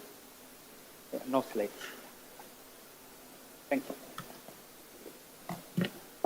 Good morning. Yeah, one request. Can you please stand up and come forward, maybe 2 or 3 seats? Those who feel yourself young, please stand up and step forward 1 or 2 seats to the front. Those who feel you are aged, then no need. If you feel you are young, please stand up and come forward. Minimum 2 or 3 seats. Well, so many seats vacant. Now we should be sitting together. We should be sitting closer. Yeah, make it quick, make it quick. Last benchers, please stand up and please come forward. Yeah, thank you. Excellent. Yeah, so since morning you have been hearing excellent presentations, and starting from Dean and PICs, they have given you excellent information and an overview of different facilities available in the institute. And on my personal behalf and on behalf of institution's Innovation Council, I extend a very warm welcome to each one of you to this beautiful campus. A 300-acre lush green campus may be the only one campus which can boast of very close to, we have a beach. So maybe only one campus in the country which can boast of such a beautiful uniqueness. And you are all blessed, you know. Rarely, very few people get an opportunity to come to an institute like NITK Surathkal, which has its own brand. So congratulations to all of you. And I have no PowerPoint presentation because I was not in campus for past 10 days. So I could not prepare. Again, I thought when I am coming to an audience which is filled with a lot of power, why I need to carry a PowerPoint? There is a dialogue, right? Powerful people make places. So it is in your hands. You are supposed to make NITK powerful. Okay, I represent institution's Innovation Council. So what is innovation? Yeah, I don't want to tell you the dictionary definition. You will understand it by yourself. Otherwise, even if I tell you, you are not going to remember it. But just for you to understand, what is your perception about innovation? Creativity. Okay, very good. Excellent. That an idea that turns into action. Excellent. Okay, what is science? What is science? Knowledge. Yeah, science is just unveiling the laws of nature. Unveiling the laws of nature. That is science. And what is innovation? As some of you rightly said, when you have a product, service, or solution that can have a social impact or a business value, that is innovation. What is invention? What is invention? Okay, very good. Can you repeat? Yeah, a new solution to the problem which is better than the previous solution. Okay, yeah, right. So invention, for example, wheel. Wheel is an invention. Wheel is an invention. But that is not an innovation. Wheel is an invention, but when you use the wheel for a vehicle, that becomes innovation. Because then only you have a social impact or a business value. You know, what is discovery? What is the difference between discovery and invention? The term itself says, discovery means you are discovering. That is something, some principle is there, you are just understanding that, unveiling the laws, principle. That is discovery. Invention, you are creating something new. And innovation, when that creation has a social impact, that becomes innovation. And at NITK, you have ample opportunities to invent, innovate. Dr. Prithviraj, you know, he is going to make an idea factory or an invention factory or a maker space. Whenever it is supposed to be 24/7, whenever you have free time, you can go there, whatever idea you have, you can work hands-on. Then you have central research facility, Dr. Viswan just presented. You can characterize materials there. Then Professor Subrai Hegde is going to present about STEP, Science and Technology Entrepreneurs Park at NITK. You can get your idea incubated there. So startups can be incubated there. So all possibilities are there. Only thing is you have to shake yourself and come, think out of the box and come with good solutions to several problems. Okay. You know which company or who is the biggest taxi service provider in the country? Ola. Ola or Uber, okay. So they are the largest taxi service provider in the country. And how many taxis they own? 0. How many taxis? Ola owns 0. They don't own any taxi, but they provide the solution. They understood what users need. So there are so many taxis. Like, no, I came in my car and it is parked from 10 to 5, it is free. But you can also register. If you have a car and if you have time, you can also register with them. So they just did that networking and connection. So that is a big innovation, right? Without owning a single taxi, they became the largest taxi service providers. So innovation, no, you can see when you see around. Actually, I was in Wayanad last 10 days, no. So around 600 plus houses completely washed away. But I could see one banyan tree in the middle of the river. It was standing tall. And when army had to build the Bailey Bridge or has to cross, no, they were using that banyan tree to tie the ropes. Why banyan tree could stand impact without getting affected? It was very stable because of its roots. Why coconut tree is so tall? You know what is the depth of or root of a coconut tree? It is very shallow. It doesn't go very deep. But coconut tree is so tall, but there are so many wind loads coming and it is not falling down. How it is happening? And its root is very shallow. It is because of the fibrous nature of the material. The root is so fibrous, no? It is reinforcing, it is so fibrous. So that is why it is not like other trees. No, this root of coconut tree is very fibrous. So that is why it is able to hold on to the soil. Yeah, I think I have maybe 5 to 10 minutes. I want to tell you a small story. Yeah, maybe I will tell you a brief story and then another story. It is, yeah, not a story, an incident. There was a shoemaking company, a footwear making company.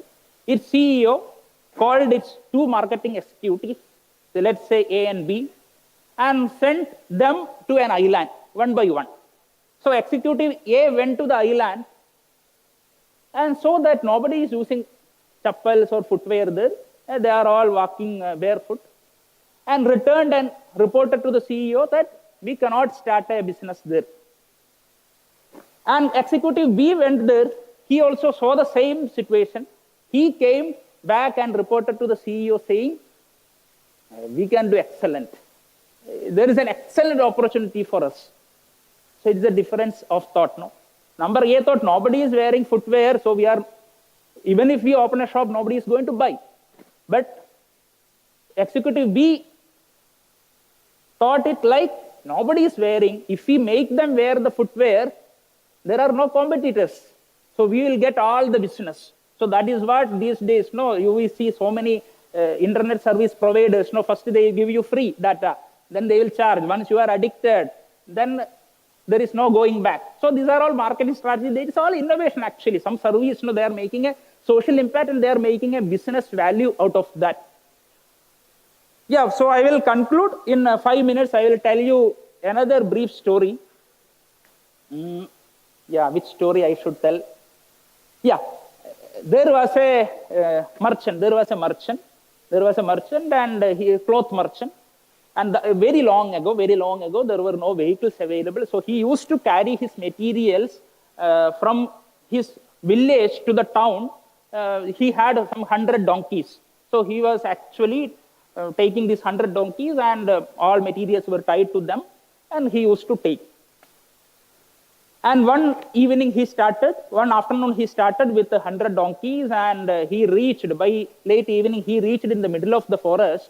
Then he thought it is not safe to move further because, yeah, it is getting dark, wild animals could be there. So he found a place near to the river. Then he thought he will take rest there for that one night and proceed further in the morning.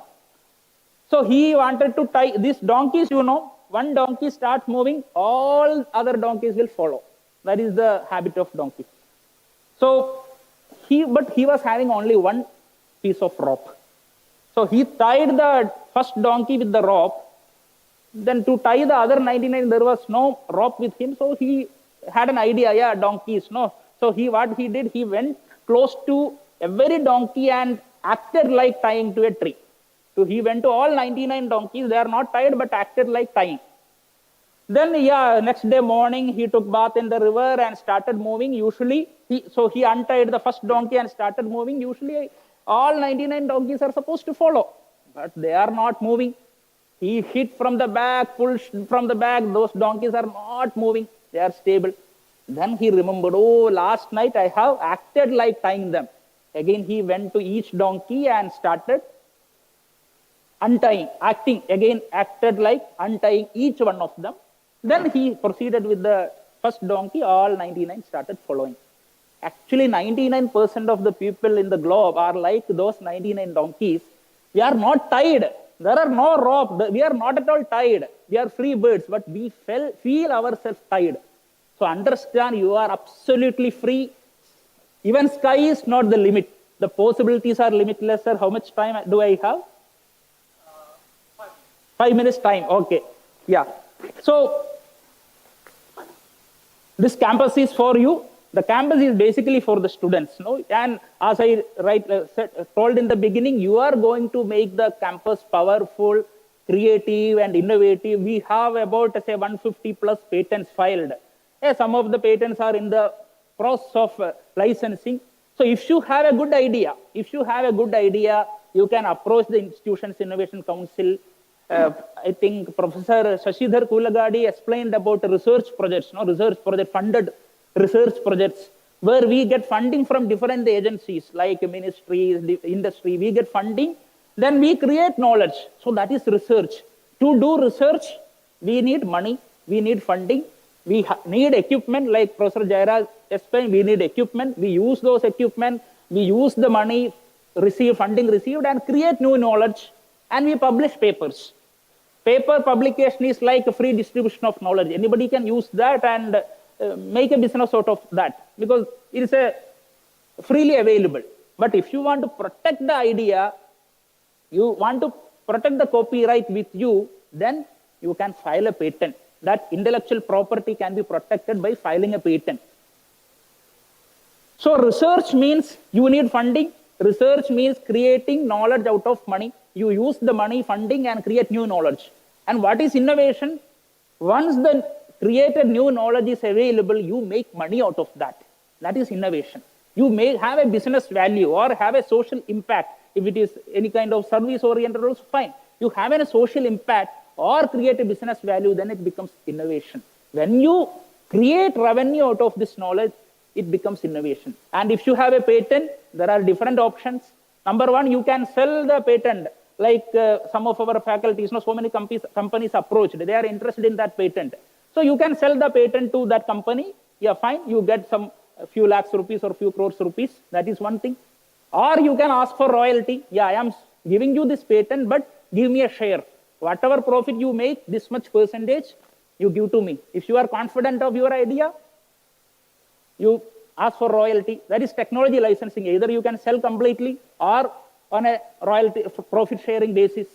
That is technology licensing. Or there is another opportunity which Professor Subrai will explain you. You can have a new startup. You can get your idea, you can turn your idea into startup. Your own company you can start. No need to sell it to any other company. So there are ample opportunities. Anyway, you are going to be here for 4 years.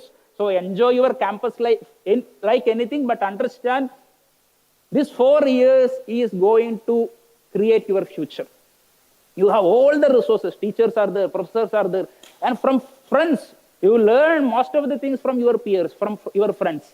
You have facilities like libraries, which you can access thousands of books.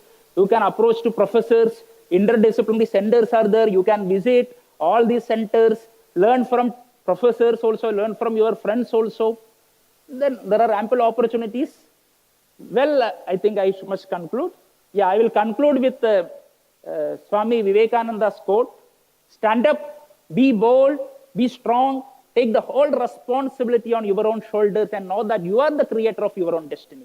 You are the creator of your own destiny. All power is within you. You can do anything and everything. Believe in that. Do not believe that you are weak. Stand up and express the divinity within you. Arise, awake, and stop not till the goal is reached. Thank you. Jai Hind. Stay for a second. Thank you very much, Professor Srivalsa. Well, I think he brought some innovation in the presentation style here today. So bringing you guys forward, but that was good. And yeah, the stories were very nice. I really enjoyed them. I invite Professor Subara Hegde. I request Professor Subara Hegde to hand over a token of appreciation to Professor Srivalsa.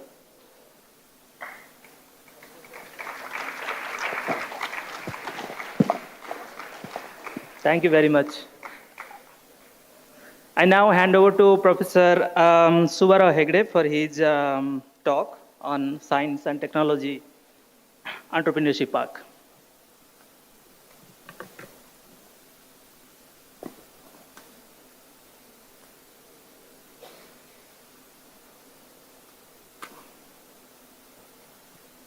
Okay.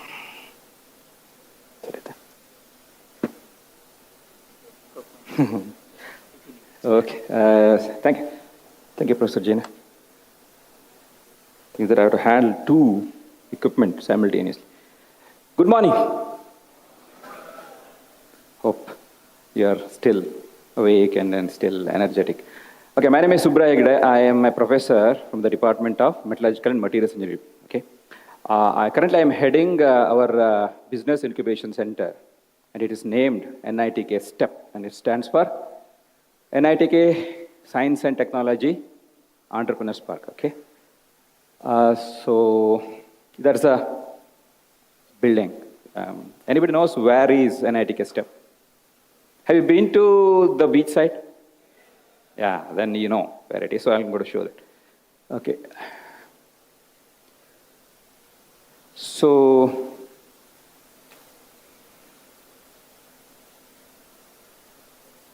good. That is actually NITK campus. It is an aerial view. So this you can't miss. Or I've been see. We have our own beach. It's the only campus in the country that has its own beach. So you are lucky to be part of this community, this campus. I'm pretty sure that you're going to enjoy this campus so well that I remember that when I'm a BTech from this institute. I passed out in '99, and we enjoyed the campus so well, and I came back as a faculty after 10 years. So that is National Highway 66, and then we have East Side campus and West Side campus. So East Side and West Side campus, and we have main building, and where we are, Silver Jubilee Auditorium. So the beach road, that is that beach road, okay?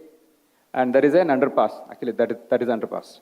You have an underpass, so, or under bridge or whatever. So from going to the west side, from east side, you have to pass through an underbridge and then enter that road that's called Beach Road. And on your right here, you have the step building. By the way, you have this zoomed version that is a shape of the land leased out to NITK step from NITK. Okay, so look at this. The entire thing is lush green, but then the entire step area is lush green. But then still you have interesting stuff. So you see the yellow, red-colored building here, and then like gray-colored building. These two buildings belong to STEP. And then you have essentially a yoga center. It's called Yoga Kshema building. And then you have search lab here. And then you have like a boot camp corner. Many people have not gone there, and try yourself. While you go to the beach, you try to go there, and it's quite interesting. It is lush green, essentially a jungle. Okay, so we'll go to the. So yeah, Beach Road, and then on your right, so you have this Connecticut step. That is a step building, and in fact, that is the administrative block. Just at the back side, you have the actual incubation center, which is a blocky building where like several rooms that is essentially rented to the incubators. Exterior of our step facility. See, it's lush green everywhere. There is a step building. It is the entrance. From other angle, you see there are trees everywhere. This is actually incubation center. It's a bit old. Okay, it has to be repaired, but still it's running. Uh, so that is from another side. So from exterior look, you know that it's a lush green area. Serene location, you enjoy, spending time there. We have a courtyard because the administrative building is constructed in such a way that it is pretty much like an ashram. Okay, so you have a courtyard, a central courtyard. So there is a central courtyard. You can see how it is built. So it's built long back. Okay. This is a visitor from BITS. He is a researcher. He was very happy being in there. It's the latest incubatees. Okay. Our support staff and students from the nearby colleges, BBA, BBM, MBA, MCOM, BCom. See, these students would come in and then spend some time with us and with our incubators to learn about incubation, ideation, etc. from outside. And that's the courtyard I'm talking. So this is the building. You see the courtyard. There's quite interesting, visit NITK step sometimes. The hell. Okay, so interior, we do business. So we do serious business. This is the latest company that was incubated. Okay, they are into artificial intelligence and in medtech. So they are essentially making kits and models and also AI modules for practicing surgery. So they are the models, and then so they are selling it out, to all medical colleges, so that surgeons, during training, can be trained, with this module and before, going to the actual surgery of the patient. So that is the hot topic. So the company is called IRAT, and he is our own alumnus. You've seen it, by the way. He passed out in 2002 or so. He's my junior. He's serving as a faculty in a nearby college, and he started this company. So this is another company called Expert Vision. They make image analysis software, and then sell it to, say, microscopy industry, and they sell it to agri industry for analyzing the seeds, the plants, and for getting all statistical information. So we have visitors quite often. They're so happy with the NITK step that they want to give out loans to the incubators so that you can scale up, you can start, making money, but then you need some capital. So this Indian bank official who visited us recently, and there are many companies, the organizations, they're ready to fund, okay, on loan basis, okay. So we have, this is a boardroom, and then the NBA inspector had visited us, and these two are our current deans, and then myself. So we had a light discussion. Another NBA inspector who visited us sometimes back, and then he's having a conversation with one of the incubators. He's into making fine chemicals. Okay, I'll talk more about it. Quickly, history and milestones. It's many people do not know that is one of the oldest incubation centers in the country. It is 30 years old. Okay, but the process of making and then granting funds for creating a so-called step began long back, in 90s, early 90s.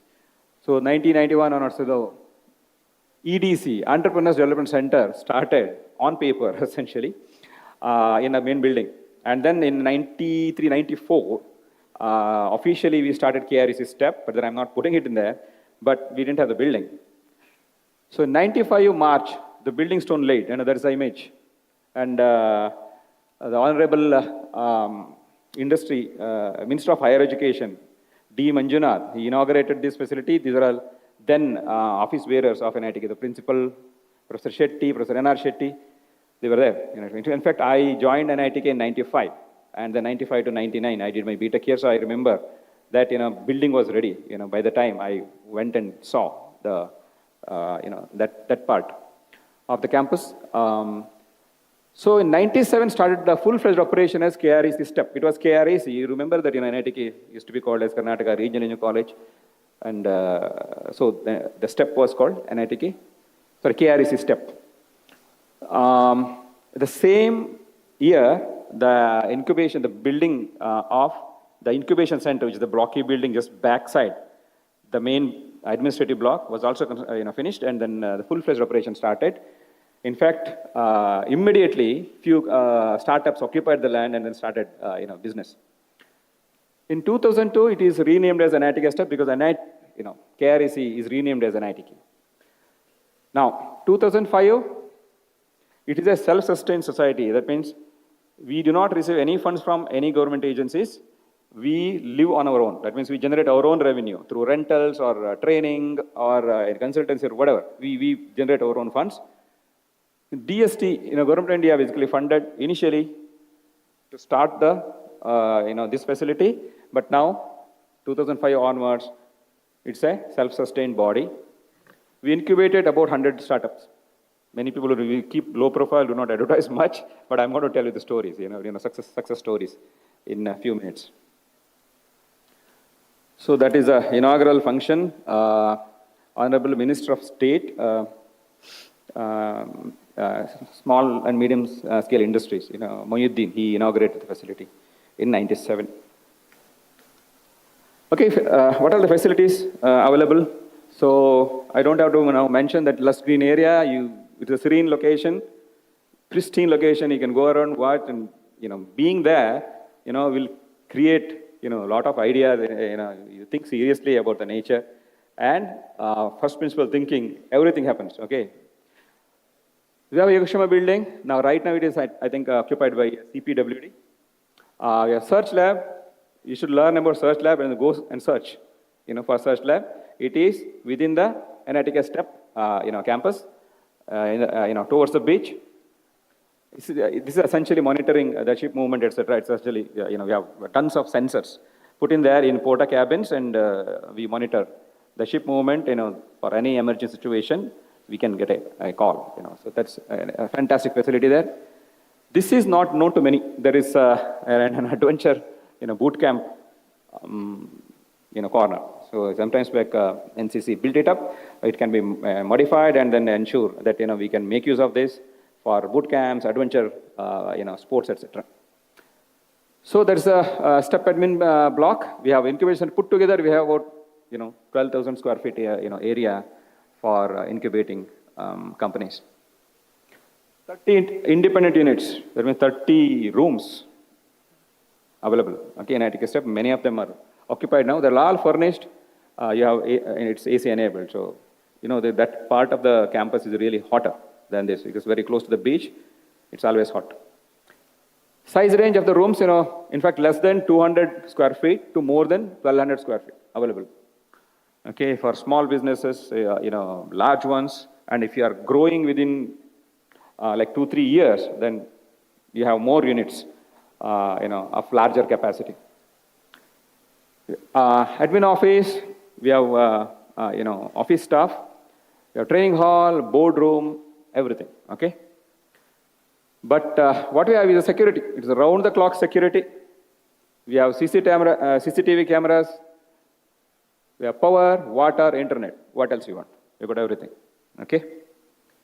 We have linkages and networking with the IIs. I think myself and Sri also, we always communicate with each other and also with other members of the IIC.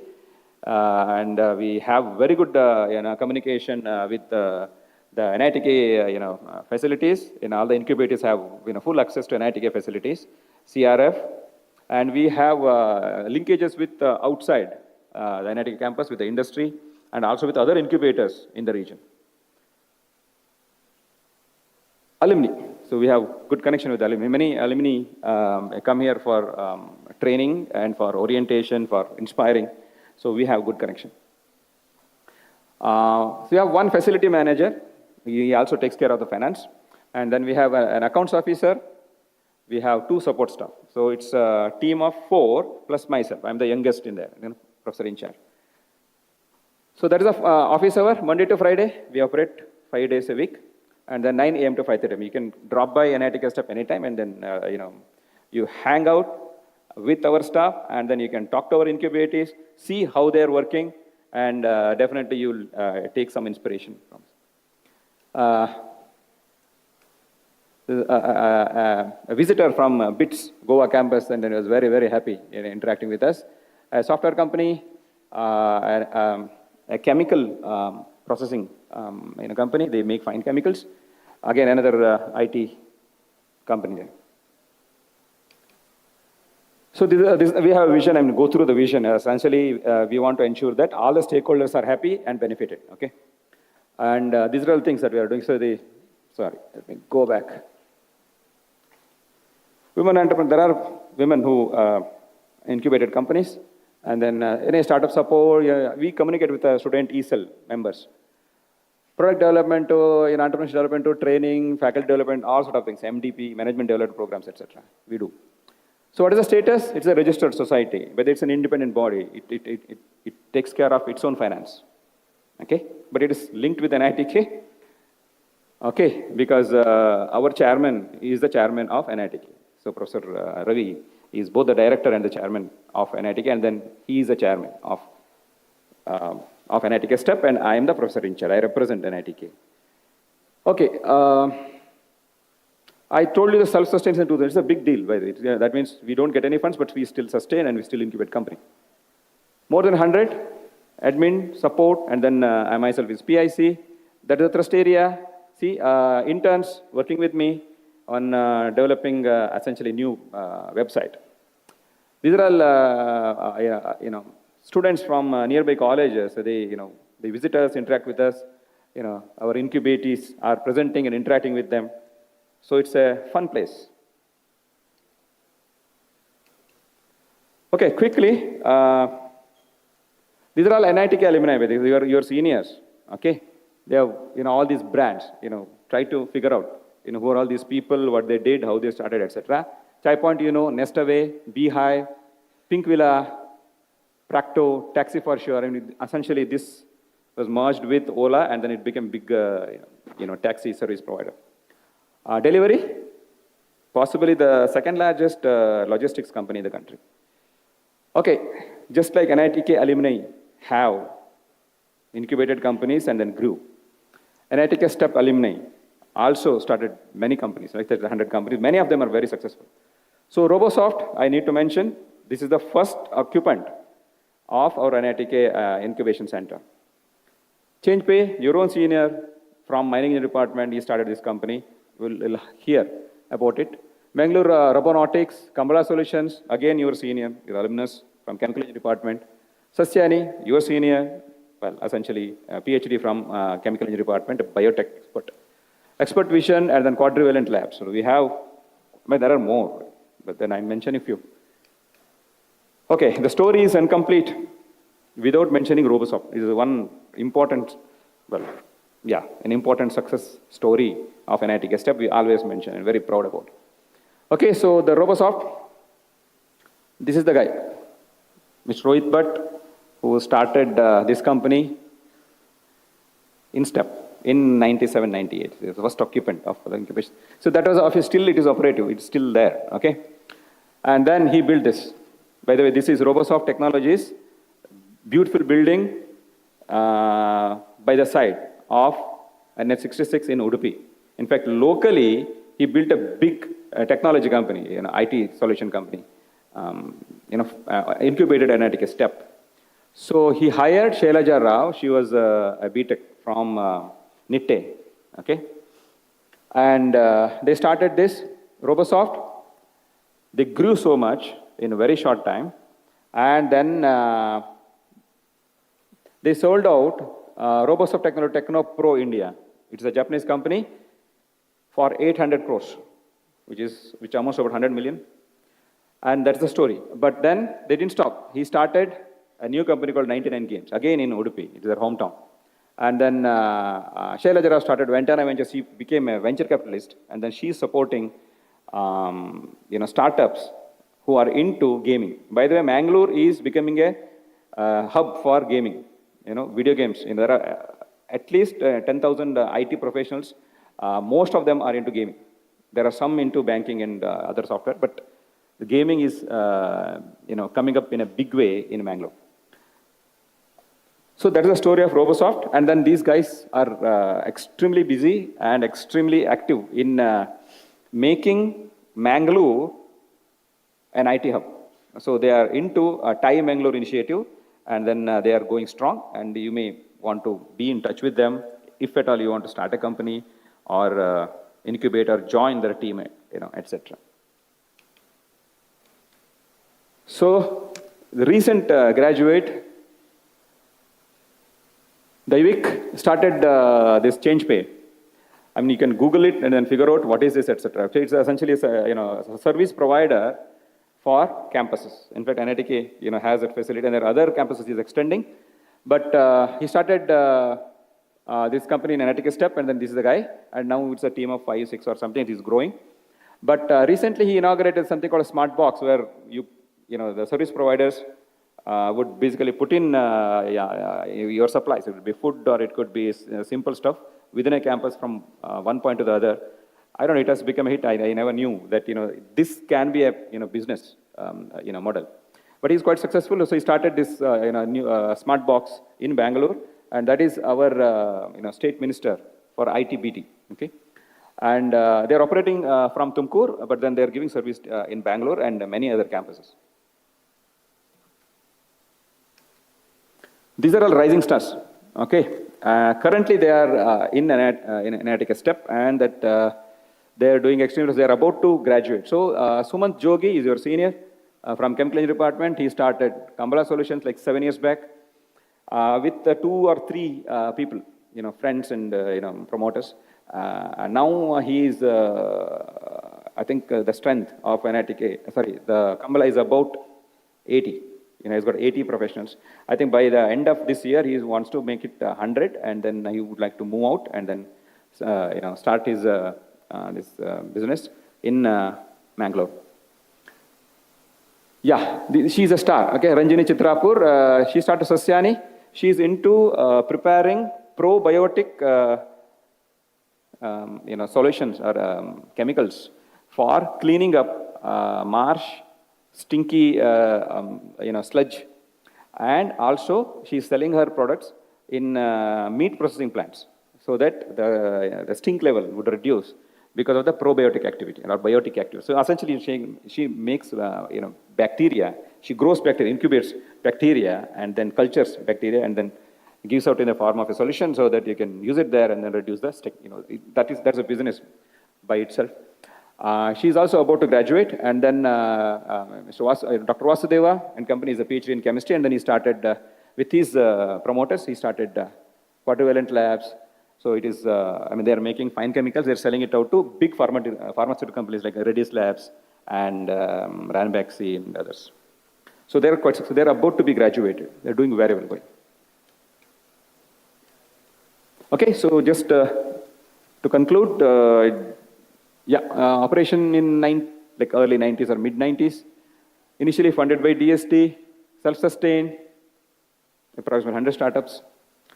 Renovation is going, that is one thing. So I urge you guys to drop by NITK Step. Now the front end is renovated. So when I initially went in and took the charge, it was looking pretty much like an old school post office, typical government building. So I didn't like it. So I said, should look like a corporate office, and now you can come and then take a look. So the incubation, first phase of incubation is, the renovation is over, and you can come and see and then feel for yourself. We have the plans to construct the first building, first floor of the admin building. Another 6,000 square feet we are going to add. 30 years of celebration in March 2025.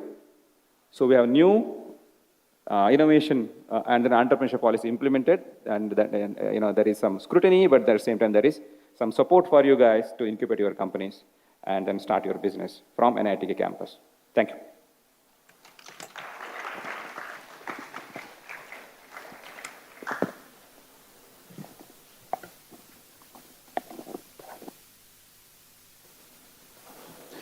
Thank you very much, Professor Subrao Hegde. I now request Professor Annappa to hand over a token of appreciation to Professor Subrao Hegde.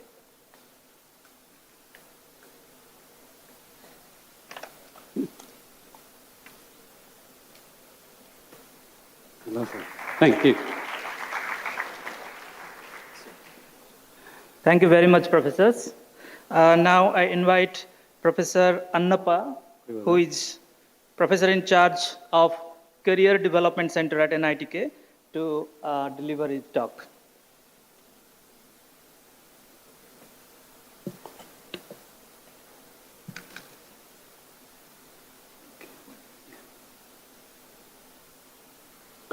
Good morning.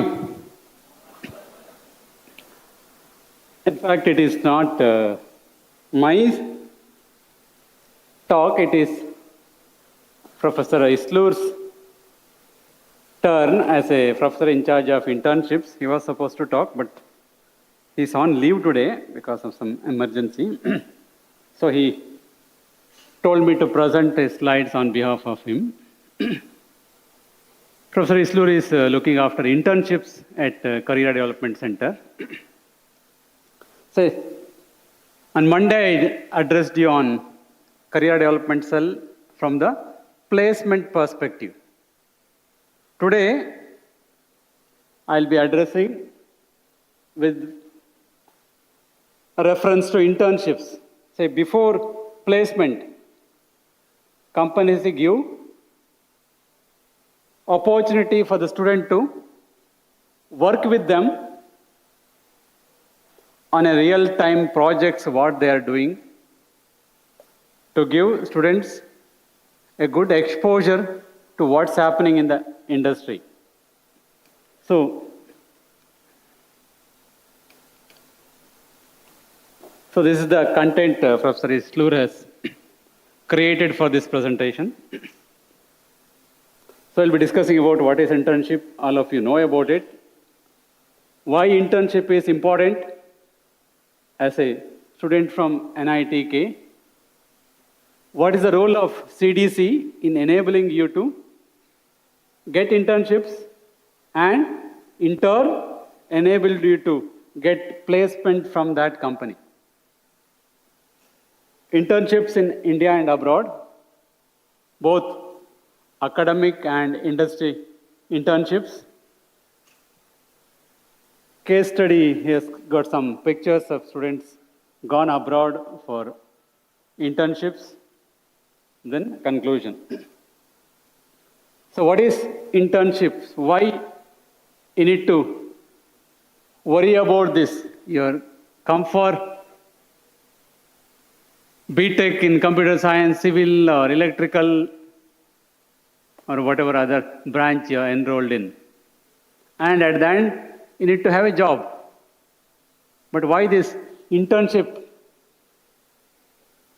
It's a practical experience in a professional setting related to academic studies. Whatever you study here, whether you study thermodynamics, data structure, you need to get industrial exposure to see how these concepts are being applied in the industrial setup for providing service to the mankind. So that gives you, so it is a rewarding combination of both industry and students. As student, your career and our industry's business. From the employer's perspective, your project and you work as an intern for them. Typically, the benefits you can go on listing. Typical benefits is applying theory to practice. You learn so many subjects, starting from first semester till sixth semester, where you'll be applying the knowledge gained through 6 semesters. When you go for internship at the end of 6th semester, in between 6th and 7th semester, usually you start your internship, summer internship. That is as per our curriculum. But some students do internships prior to that. In fact, students come to me after first semester, especially when I go to first year classes for programming. During that break, summer break or winter break, they come to me asking for projects. We want to work with you for summer or winter vacation on a project. So you need not wait till the end of 6th semester for internships. You can do internships in NITK under some labs with the guidance of some professors. Then gradually you go for internships looking outside NITK, in IITs, ISC, or some startup, some companies in India. Then when you go to third year, you're fully equipped for apply for internships within India and abroad, both academic internship and industry internships. So it gives a exposure to you how theory knowledge what you had in NITK to be applied to in practice. Real world applications of classroom learning, deepening understanding of academic concept, acquisition of lab skills and soft skills, gaining practical experience,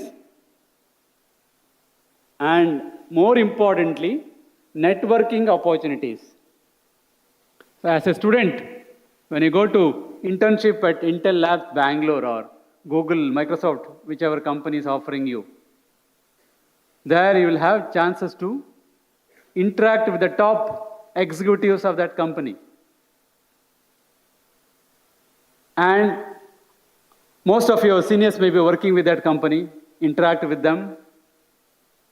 Other students from IITs and other institutes in India and abroad, suppose you are into a project work during your summer, there may be a student working with the same project from UCSD, USA, or any other universities in the world. So you'll have opportunity to talk to them, discuss with them. So this networking opportunity is one of the major component of internship. Mentorship and guidance from industry professionals, enhancing motivation and engagement in academic work, motivation to engage in research path. So if you are inclined to do MTech or MTech by research, then PhD, then you should look into academic internships in ISC, IIT to start with. After you're having internship at NITK, you look at around these institutes, then look for institutes abroad, Singapore, USA, Canada. There are many opportunities. Once he is back, you can talk to Arun Isrul. He will give you details about list of universities where we are currently engaged with and other options available for you to apply for internships. So this is the CDC team, Professor Arun Isrul, and closely related to CDC are from other sections of the Institute, Associate Dean Alumni Network. She will be of help to you in connecting you to the alumni in various companies. So if you want to work for a specific company, you're interested in manufacturing or CRM or steel industry, you may not be knowing to whom to contact. Go and talk to her. She will guide you to the right alumni who can take you further. Like that, we have Dr. Hari Prasad, Associate Dean Corporate Relations, who is looking into various industries. So you can talk to him to get some contact from industries, need not be alumni. Alumni means she will be handling directly. For other industries where our alumni may not be directly involved there, you can talk to Hari Prasad Dasari and our other Professor Srihari, immediate past chairman, and Professor Sunil, immediate past vice chairman looking after internship. We have student team helping both internship and placement.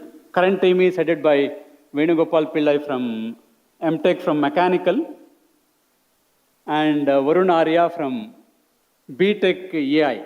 So we have one from PG, one from UG, and other 4 executive team, Mr. Umesh Rutvik from Electrical BTech final year, Aditi Kumar from Civil BTech final year, and Sumant Pujari MBA second year, and Dhananjay from final year ENC. So we have diversity in various branches. It's again voluntary, but they have come forward to represent CDC. They are helping all of us to bring in more companies and place students in companies for internship and full-time roles. Internships at NITK offered by companies, I think, yes, given for the PG. For UG, it's not third and fourth semester. As per our curriculum, internship is at the end of sixth semester, seventh semester, that summer break. Usually we'll have 2+ months, 2.5 months summer vacation. That time, I need to do internship, official internship, that is counted for your curriculum. If you have done internship earlier, that may not be counted or taken into academics. So that is the time, but this selection happens in the previous year. When you are in 5th semester, then your selection happens so that at the end of 6th semester, you will be going for internships. Currently, companies are in campus. They are recruiting, interviewing students for internship, who will be going for internship in summer 2025. So for UG, it is between 6th and 7th semester beginning, but recruitment happens or interview selection happens at the beginning of 5th semester. This semester it will go on. It's a win-win situation for both company and student. Companies will get good student, good talent early on to look into their capabilities, given a project, how we will perform. Then their task becomes easy to select you as permanent employees. They are assured of your capability. That's why it is a win-win situation for industry. They need not spend much time selecting you. Usually what happens is, they work for 3 months with the company. They know you, your capabilities, how did you interact with the team there, what is your performance. Based on that, at the end of the internship or after a few days or months, they will offer you direct placement. We call it as pre-placement offer. Before the placement season starts for the final year students, you may get an email through CDC from the company saying that you are confirmed full-time offer from the company where you did internship. So both it is beneficial for you and company. You need not sit for other selection process. Whatever selection happened a year back for your internship, through that, you're directly absorbed as a full-time employee of that company. So, all of you aim for getting a good internship and try hard, work hard. Suppose you're getting selected for internship now for company X. You have almost 10 months now to prepare well based on that company's requirement, in what domain they are working, what type of projects they are executing. Try to acquire the knowledge required for such projects and go and do well during your summer interns. I hear a lot of praise for our students from the companies coming here about their work. Almost 90% of the students do well. So you also prepare well to do like that, and at the end of your internship, secure a permanent full-time employment for that company. So you have stipend around, so this is little old value. It is increased for the current batch. The stipend was minimum was 20,000 to 2 lakhs. May lead to job offer. This is what I offer telling. Pre-placement offer, PPO. You not sit for any further selection. Your work during your summer internship gets you a job in that company. 23-24, we had 229 offers. For the current batch, 24-25, what could be the number? Any guess? This was for the last batch. For the current batch, 24-25, total industry internship with stipend offered through CDC and ITK is 386. And as on today, yesterday also I got some email about the confirmation, 146 students directly got PPO offers.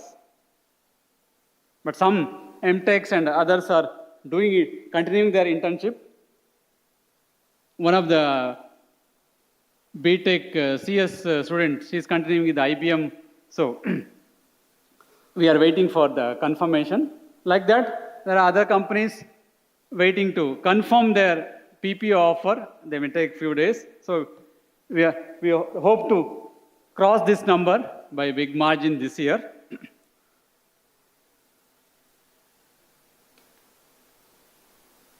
So I told you about academic internship abroad. These are the various institutes, some of the institutes where your seniors went for internships with paid stipend. University of Toronto, Canada, USA, Singapore, Malaysia, many countries. These are all various companies offering internship along with full-time employment. I think in my earlier presentation, I showed you the same thing.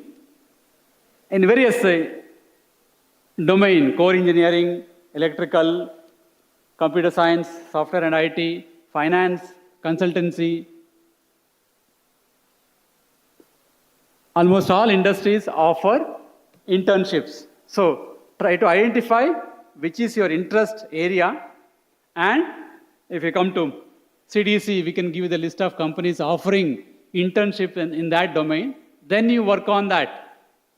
Now we are in first semester, you have at least 6 semesters to prepare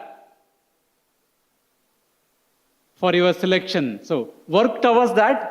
If you come at the end of 6th semester and ask me, it may be difficult for me to prepare you for internship. So now on, you start for preparing, in the sense, have good grades, understand the subjects what you learned, and try to do some small mini projects. Many of the department curriculum have option of doing mini project early on. Do those mini projects, applying the knowledge what you learned. So, Professor has already told about startups by alumni. They are also offering internships. So, if you know any alumni, you can contact them to get the internship, or you can contact CDC or STEP to get in touch with them and get the internship through our alumni. So this is the photo shared by Professor Islur, where recently one student, Dhruv Gupta, went to UPM Malaysia in 23 summer, but 24 summer, he went to Canada under MyTax scholarship. So don't restrict to one internship. There are students went for 3-4 internships before they leave. One of my students in CSC, he had 3 internships before he graduated, and after graduation, he got a direct PhD into Carnegie Mellon University, USA, with the paid stipend for his PhD, directly BTech to PhD.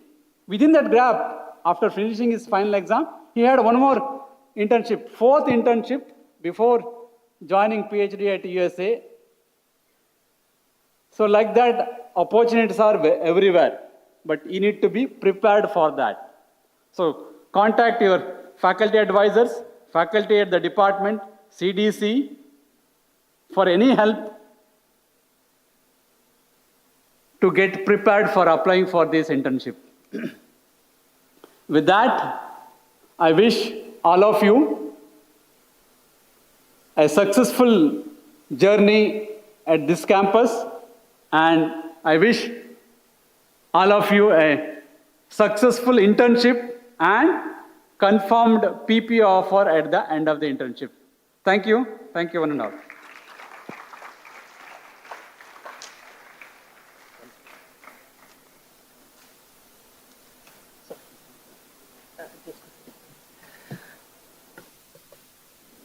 Thank you very much, Professor Annappa, for such a very informative overview of internship at NITK and CDC. I request Professor Basudev Madhav, who has just arrived, to present a token of appreciation to Professor Annappa. If you could just.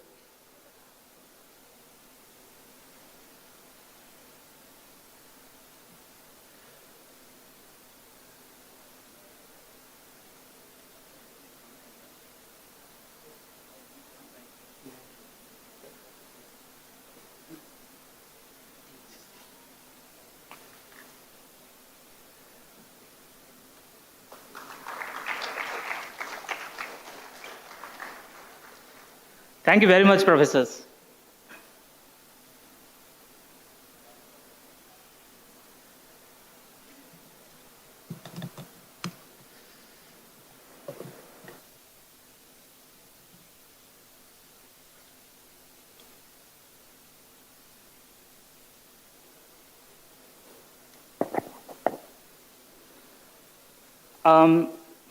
Yeah, so I guess this is my turn now.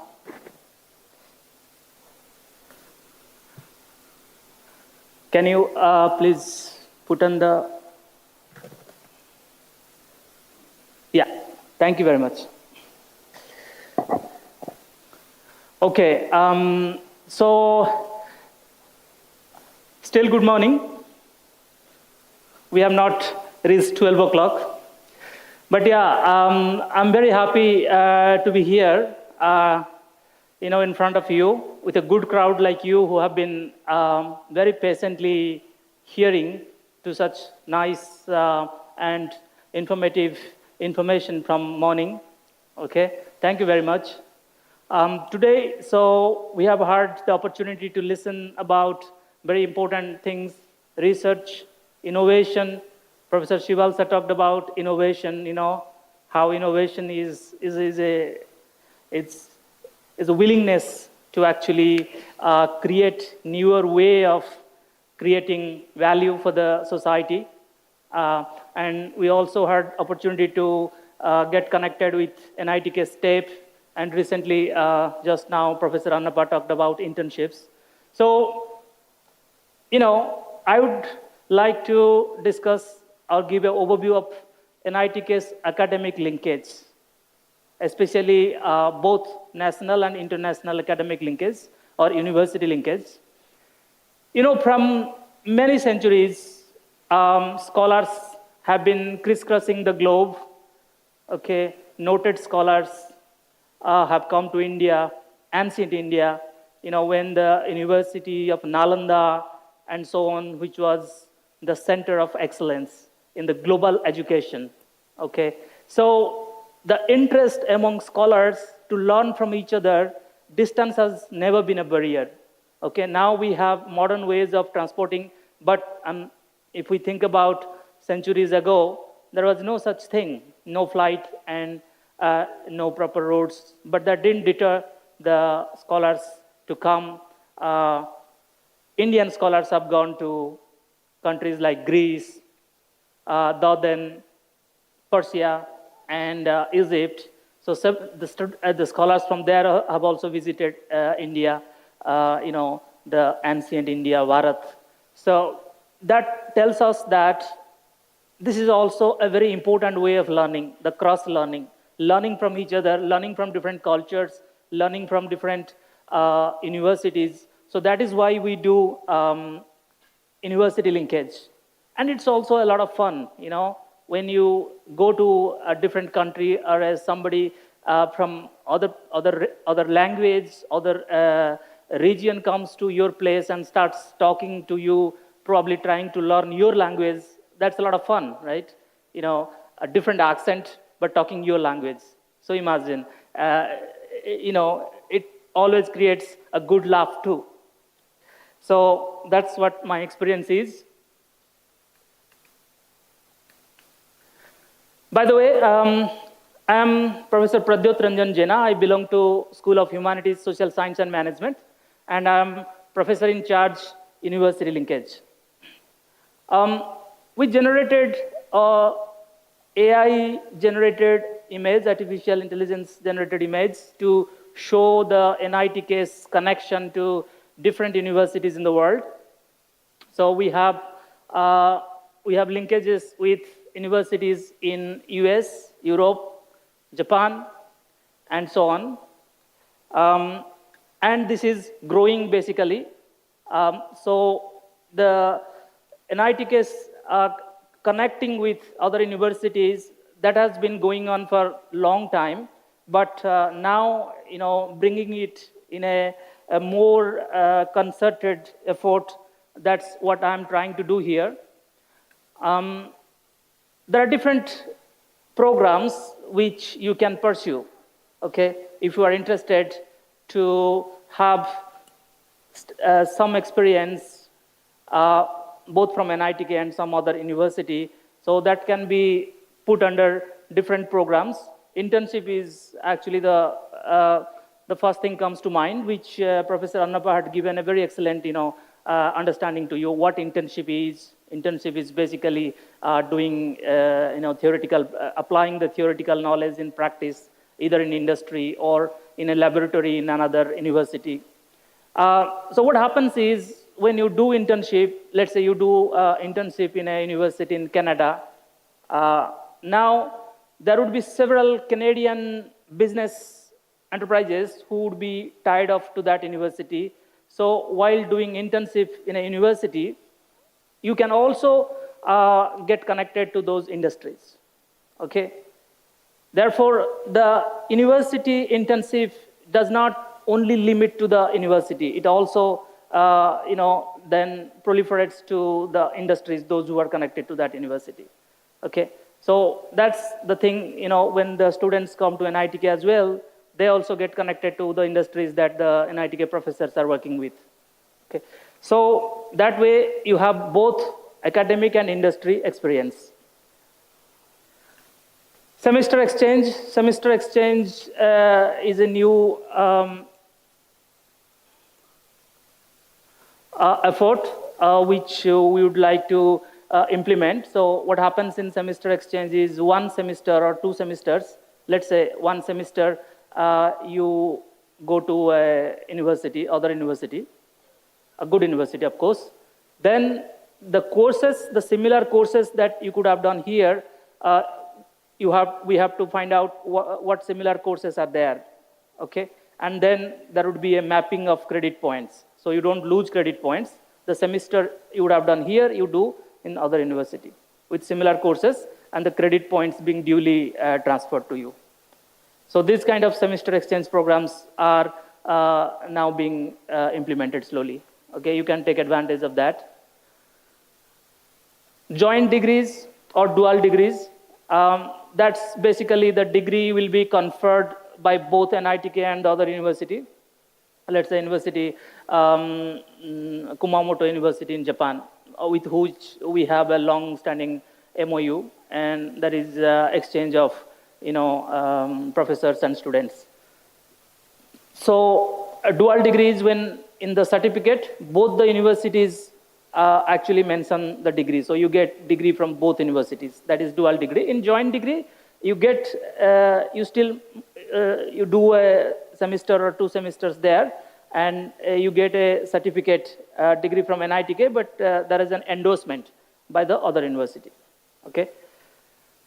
And joint PhD supervision, that's still, that's more for the masters and PG students, not for you, but then for UG also, for your UG thesis or UG project, joint supervision is possible.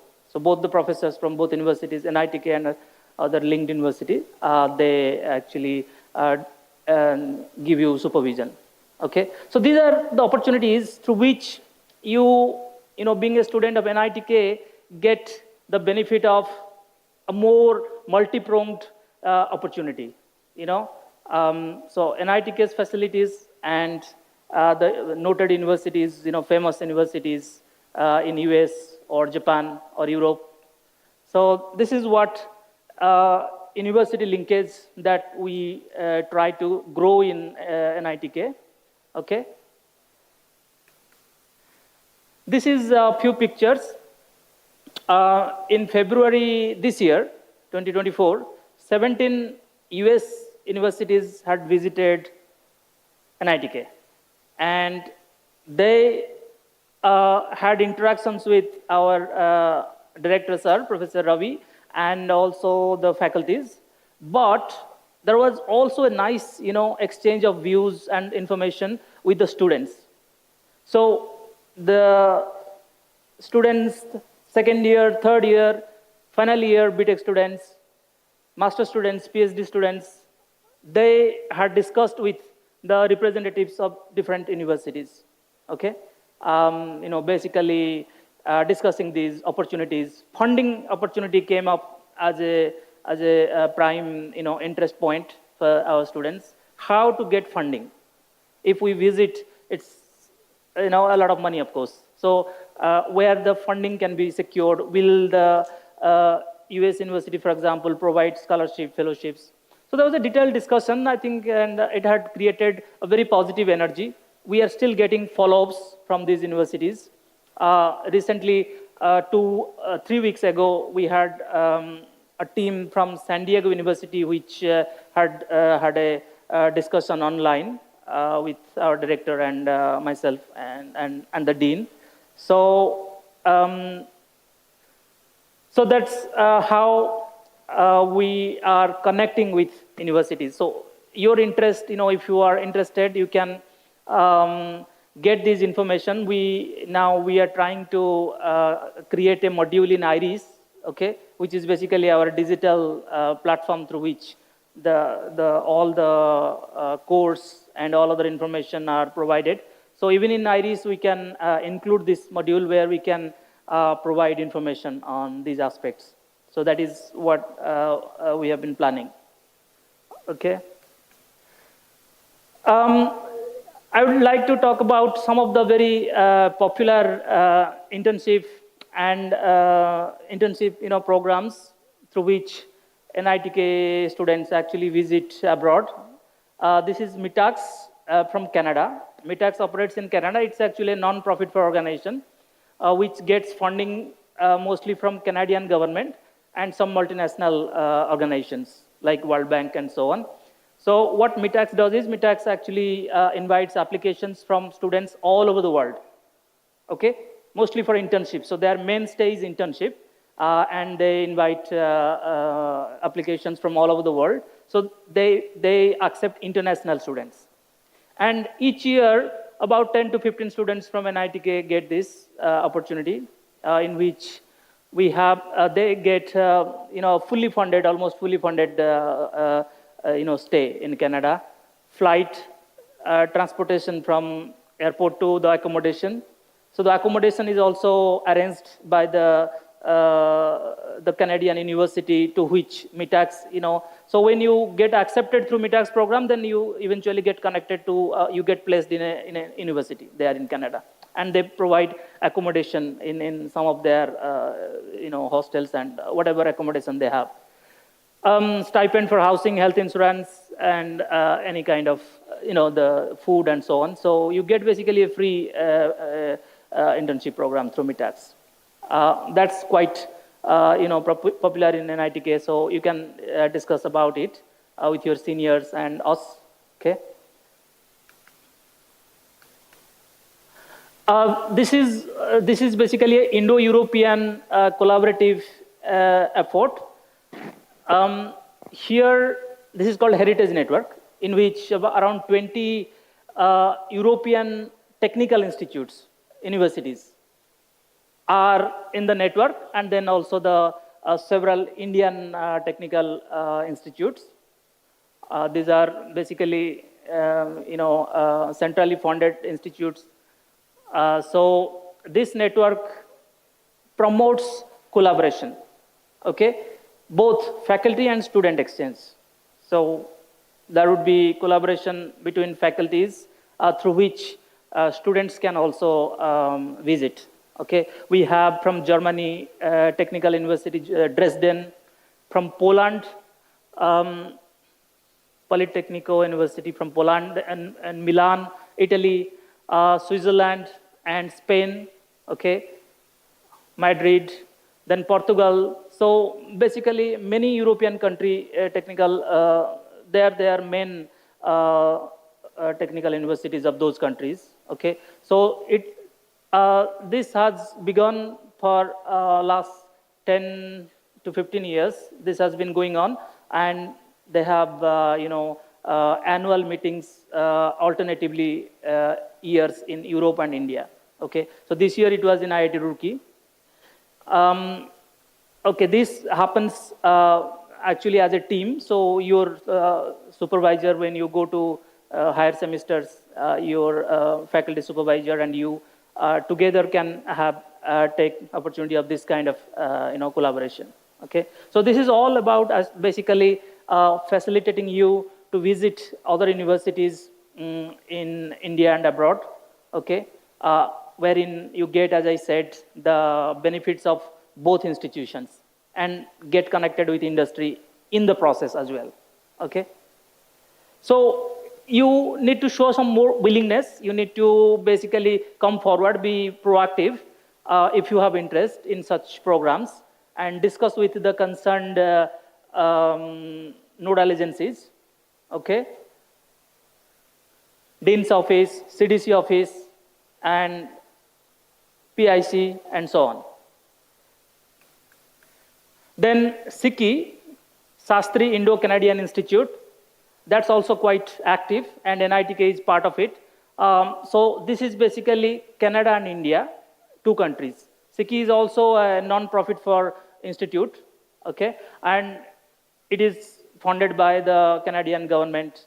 So what they do is they also, provide information of funding. Okay, when they secure some funding through some university, then they provide this information. So Indian universities can again apply for such things. So there will be always a, whenever the funding is available, depending on that, the application procedure will start and this information will be provided. So you can look for it. Okay, you can look forward to it and then apply for it if that suits you and your interest. All right. Then there is a DAAD called DAD that operates from Germany. So it is actually, DAD is the single point in contact, a single point of contact from Germany for all kind of academic exchanges. Okay, they are funded by German Ministry of Higher Education and also some international organizations, European Union and so on. So DAD provides many information and fellowships and several other collaborative opportunities. Okay, there is a DAD. Many of you might have heard and browsed through it, I guess. DAD website you can browse. Okay, so this has both German and English languages. Okay, the landing page is of course German, but then you can switch the language to English. There you will get the information of bachelor's, master's, PhD, all information, the courses. The good thing about study in Germany is that the bachelor study is free of cost, which many people actually don't know. Why it is so far not very popular among Indian students is that, of course, the bachelor course is in German, which is difficult for us to grasp at this young age. Learning a new language, different language, and studying the whole technical course in German is difficult. So BTech or BSc or bachelor's in Germany has not taken up so much, but it's actually free of cost. But again, in master's is also quite substantially subsidized. I would say that master's study in Germany is one of the cheapest. So, but then the other opportunities, internship, semester exchange, all those opportunities are available in that website. These are some of the prestigious institutes in NITK with which, in India, with which NITK has collaboration. So obviously the expected ones, IISc, which is closer to us in Bangalore, and IIT Guwahati, IIT Madras, IIM Bombay, IIT Delhi, etc. So every year students, from third year basically, third year BTech or second year master's students do internship in these prestigious institutes in India. Okay. Then internationally, we have Professor Annappa had shown a very exhaustive long list of universities where we have internship collaboration. Along with it, there are some new ones also which recently added. For example, the Oakland University, this has been added in April. MOU has been signed. So this provides, semester exchange through a program called American Study Abroad Program, ASAP.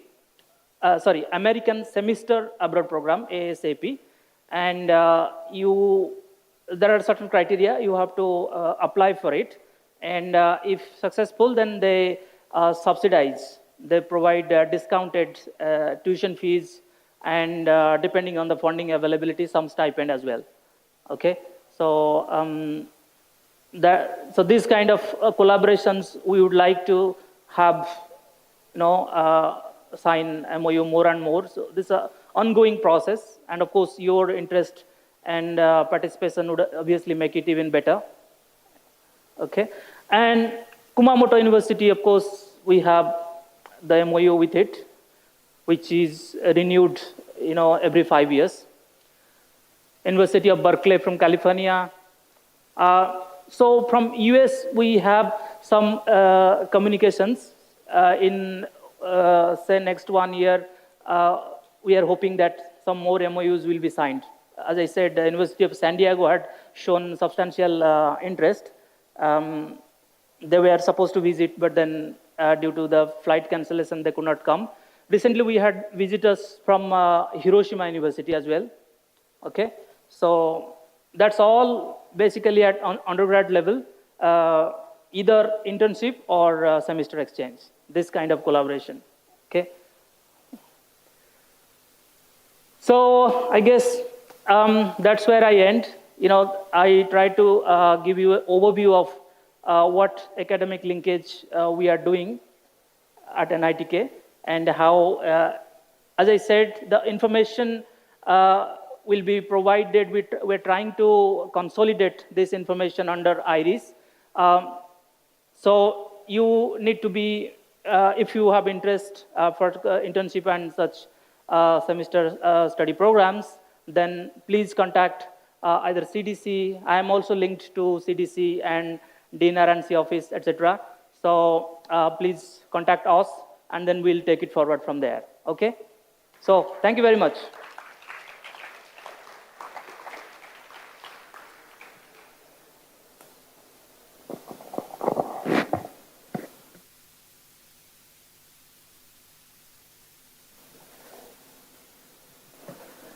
I'm actually dual purpose role I'm playing today, okay? So master of ceremony and a speaker myself.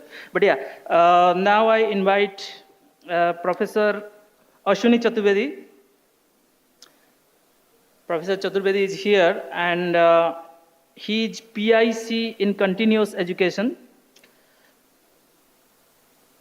So he will provide you some very good information as to what you can expect. Sir.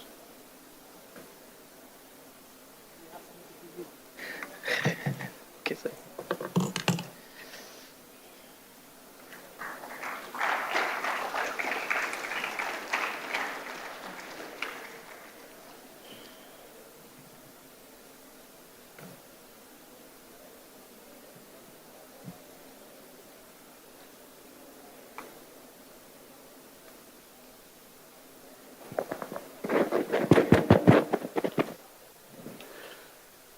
Good morning, you all. I'm Ashwini Chaturvedi, currently professor in charge of continuing education. I'm a faculty member of Electronics and Communication Engineering Department. So I will take briefly 10 minutes time to just go through what are the variety of academic activities which are conducted under the banner of continuing education.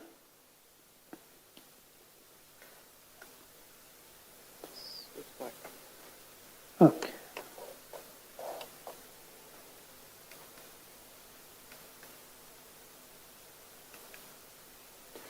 So when you look at the Center for Continuing Educations, it hosts a variety of academic and research training programs. We can classify it into 3 different classes. These are basically when it comes to the art program, this particular is basically I'm referring to art stands for academic research and training programs. It includes certificate courses, summer schools, winter schools, training workshops. And obviously, our office is going to communicate to your respective department about a particular type of training programs. If it falls in your research interest, you can register for these courses. Then we also provide logistic support for conference and symposiums, obviously 2 types of event, international as well as national. And we also do the continuous education programs, which includes faculty development program and the management development programs.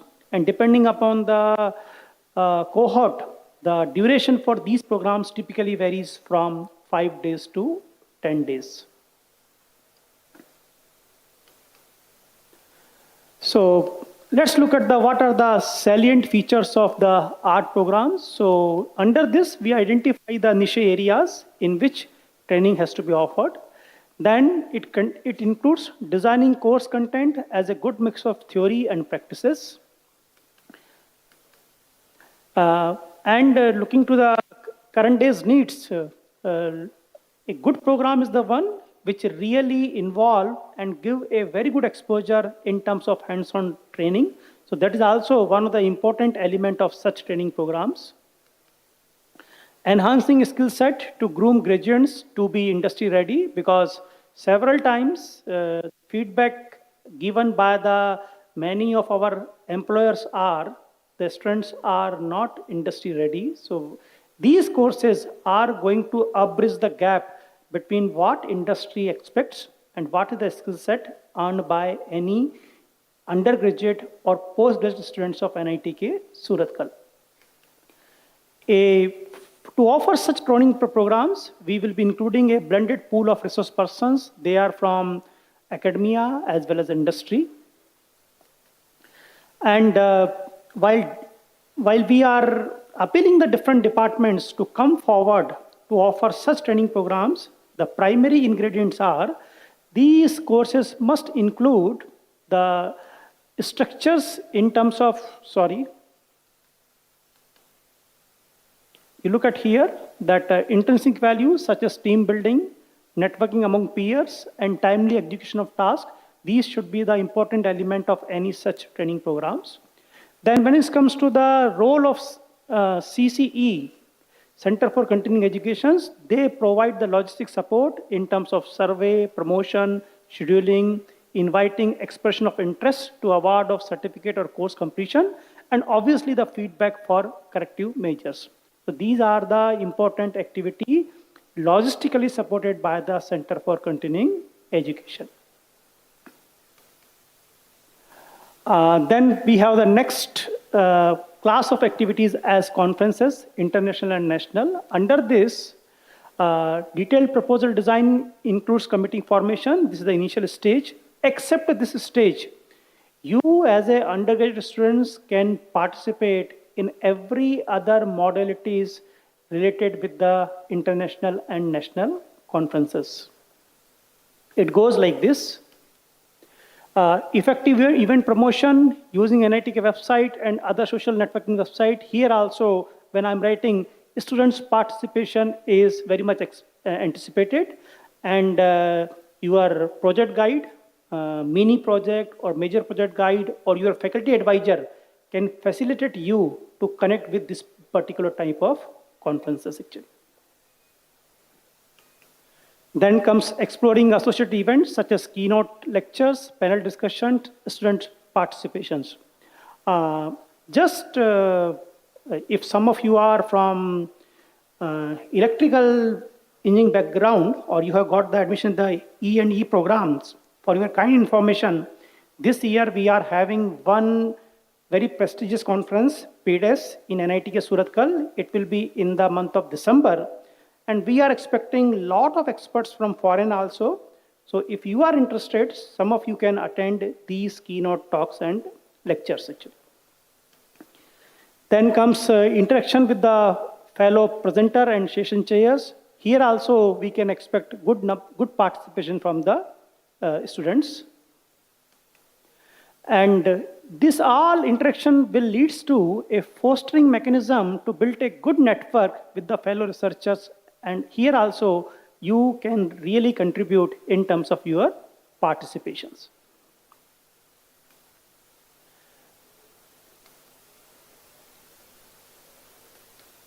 So basically, this can be treated as a unique opportunity to interact with the leading researchers in the special domains. And here also you can equally participate. So you can see over here. So you can, if you feel any kind of continuing education program and conferences, basically it evolves around a process where we expect the experts are going to share the knowledge, which will be state of the art. It will also give an opportunity to networking with the participant, and subsequently, using these things, you can explore basically the useful collaboration for future education as well as for the research programs.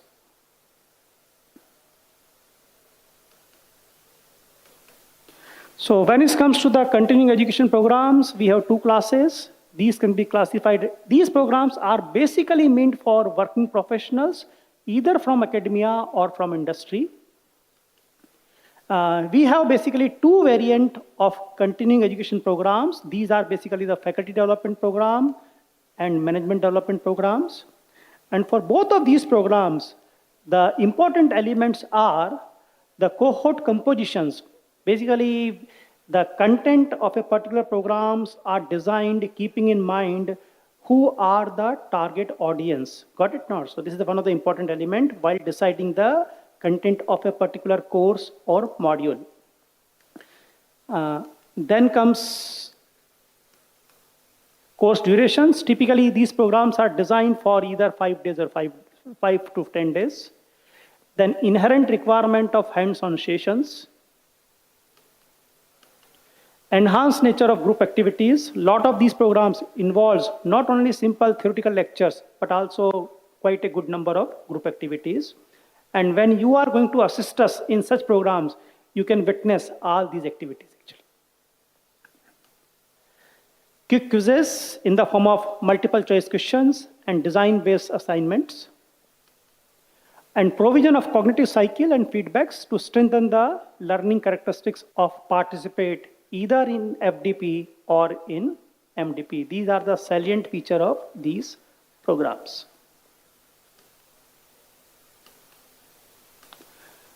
So just let me spend 2 to 3 minutes how we means Center for Continuing Education evolve in last 40 years. Okay. So you look at here timeline, and then here you can see basically the activities. So we started functioning in year 1984, and those days the all activity used to be coordinated as well as basically the supervised by the academic section. So that is the region over here. And what kind of activity we used to have? We used to have short-term training programs for government department. When I say government department, usually they come from government of Karnataka only, like PhD, waterworks, irrigation, electricity board, and so on. And a a little enrollment for PG and PhD programs. This used to happen from the polytechnic colleges as well as the government colleges to NITK Surat. Then in year 2004, if you look over here, again the programs are coordinated as well as basically supervised by the academic section. And we used to have little improved PG and PhD enrollment. Keep in mind, this was the year when we transformed from KREC to NITK Surathkal. So obviously the people started joining more in terms of number of faculties, and we were able to cater more programs in terms of PG and PhD to the faculty members of polytechnic and government institutes. And due to increased faculty strength, we also could enhance the activity to impart training program in multiple domains. Okay, so here even we were able to offer training program for some industry people also. Then comes year 2014, okay, a decade later. So if you look, this is the time when Center for Continuing Education used to become the coordinate, and the program is still supervised by the academic section. And when you look the activities are, in this year, we got the recognition as Quality Improvement Program Center recognition, like NITK has been identified as a QIP center. And under this, compared to previous years, the average enrollment in last 10 years, because currently we are in 2024.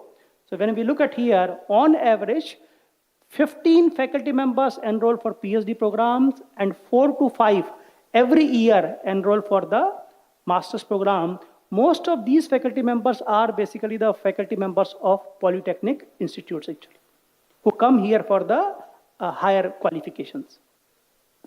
Then regular training as well as industry-oriented training programs are also enhanced by the year 2014. And now, in current year, again, activities are coordinated by CCE under the supervision of academic section. And when you look the activities, what we are planning, and at least we want to flourish in the next 2 to 3 years, we will be having all band of activities, and these activities are online courses, certification courses, online PG program. Conferences were happening earlier also, but now it will be happening under the banner of Center for Continuing Education and the FDP and MDP. So this is the overall picture of how activities are evolved over last 40 years under the banner of CCE.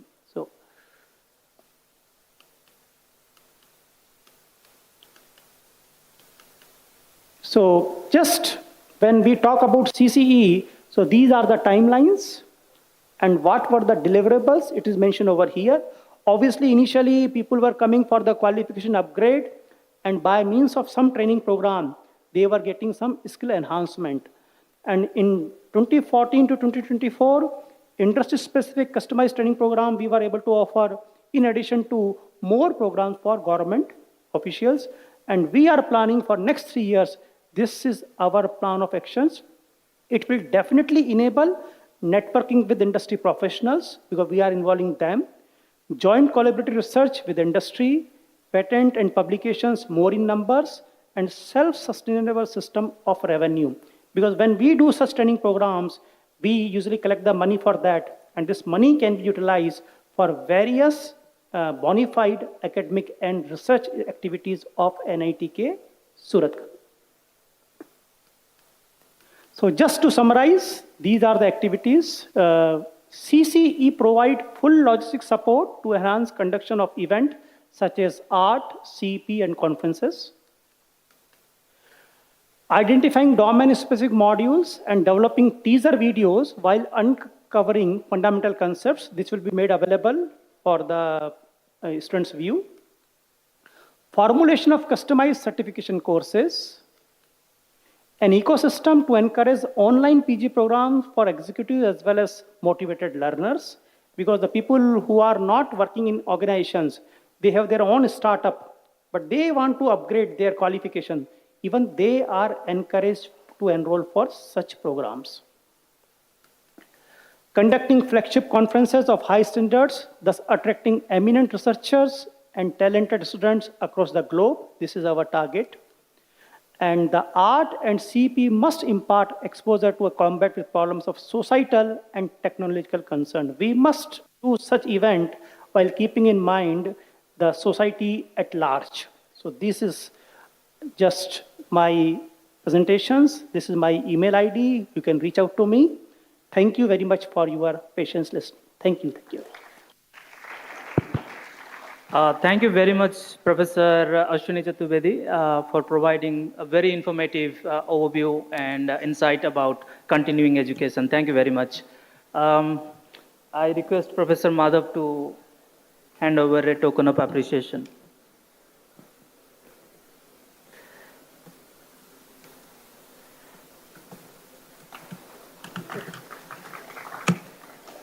Thank you. Thanks again. Now I invite Professor Vasudev Madhav.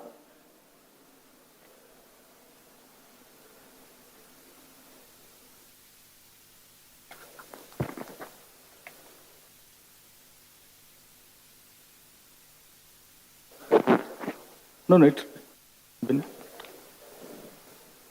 switch off.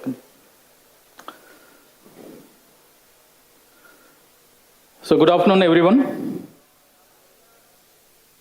So number is keep on decreasing. Anyway, lunchtime. So my topic is be a professional, know and follow the laws and rules at NITK campus or off campus. So my name is Dr. Vasudev Madhav, Associate Professor, Department of Mechanical Engineering. I'm also Professor in charge for MOUs and agreements. So my contact is vasu@nitk.edu.in. So I'll talk about profession, professional or professionalism, and second part is for general code of conduct. So here everyone is professional, or if you think that everyone is professional, discuss among yourself. Are you a professional? So there are different professions. So professions may be lawyers, doctors, engineers, teachers, or many professionals, chef, etc. So professional. So here, who is engaged in a profession? So he adheres to the standards, principles, and practices, etc. So he's an expert in the field, so in which he is practicing, and he's having excellent practical and literary skills in relation to that profession, and he's having high quality in work and high standard of ethics, morale, and appropriate treatment of relationships with the colleagues, and he's having good commitment to the field. So here, professionalism. So professionalism is based on several factors. It is not alone by like wearing the good dress, or how you communicate, or if you are having good college degrees or some designation, etc. This is beyond that. Professionalism is beyond that. So in this globalized world, so higher education can fetch you a degree, so which is exactly needed in order to get shortlisted for a particular job or particular profession. So here, professionalism you need to maintain. The people say, are you a professional? So you need to maintain professionalism. So these are the qualities like you need to possess, or you need to improve if you are not having already. Or so reliability, humility, adequate, neatness in everything, or considerate, be considerate, or dedicate, or organize, always organize the day, and accountability, taking the responsibility, and integrity, etc.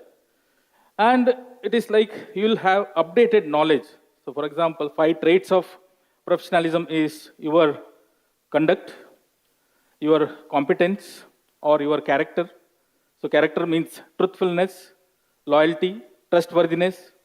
So we can say character is a hallmark of your professionalism. So conduct, you should not involve in any harassments or gossips, and we should always appreciate. So whoever is excelled in life, etc. And your attitude is also matters, how you take up the responsibility, your leadership skills, and excellence in everything. So excellence, you should expect good quality work from your subordinates, or like in future, you should also have the thorough knowledge about the ongoing activities and knowledge about your research area or your field, your education, etc. So then only we can expect from others. So in that way. So here, another part is communication. So there are different kinds of communication: oral communication, as written communication, and 21st century communication. So here, oral communication, be clear and concise, think before you speak, or be positive instead of negative communication, and reflect on your conversations and ask open-ended questions: how, why, what. So in that way. And accurate, brief, clear. Your written communication should be ABC. You should follow ABC format: accurate, brief, and clear. And 21st century communication. So use proper grammar, proofread, edit, and think, rethink before responding. So your response before you send is very much important. And don't keep on writing email if the subject needs to face-to-face conversation. So you can directly approach and discuss. So another important part is like managing your social and emotional intelligence. So this is very much required. Nowadays, the companies prefer one who handles their emotional. You are all intelligent people. So intelligent quotient, you are having intelligent quotient. And you should also learn to manage your emotional quotient. So science of managing self and connecting with others. That is very much required. So it is like EQ, emotional quotient, ability to understand. So manage emotions in positive ways and communicate effectively. So that will help you to relieve stress, empathize with others, and also overcome challenges, and which will help you to diffuse the conflict. So self-awareness, acknowledging your strengths or what are your weaknesses. So behaviors, attitude, how it affects others. And self-management, so controlling your impulses and achieve positive outcomes. That is called as personal competence. And social competence, so recognizing and understanding the needs of others or companies or preference of others, etc. Adapting and connecting to build the rapport, which will enhance your coordination with the other companies, colleagues, and developing the trust. And you can communicate with the communicate socially. So you can identify a friend from foe. So that involves social management. So here EQ affects if you're not able to manage, or if you manage, it will improve your performance both in academics as well as in the work life. Your physical health and mental health is very much required. So if you manage your physical health, so you can get away with the diseases like blood pressure or digestion problem, etc. Mental health, controlling your emotions, and which will help you to manage your relations. And also social intelligence, that is managing all these points coming under social management. So why to be professional? So enhances your opportunities and sets you apart, and also builds trust and reliability, respect from peers and faculty. So minimizes conflict and stress. So that is very much required. So next I will speak about this general conduct, what need to be followed. So inside the campus as well as off campus, maintain decorum everywhere, classroom, labs, or common areas.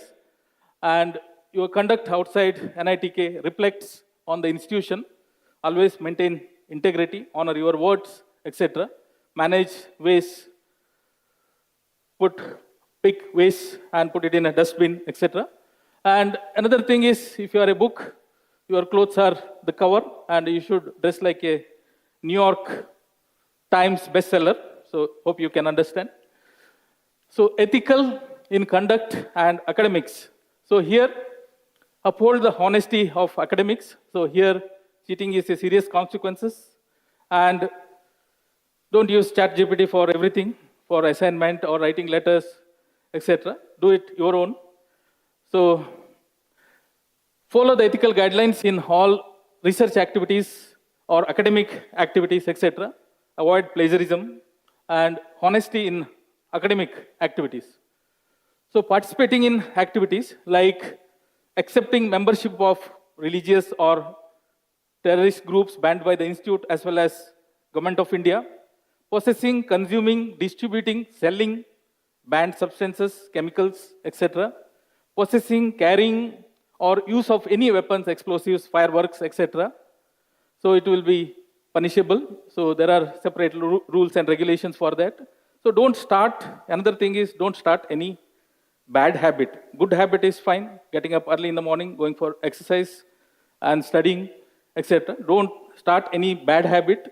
So if you start some bad habit, if you remove H, A bit will remain, or if you remove bit, A, bit will remain, and if you remove B, it will always remain. So start the good habit, it will remain forever.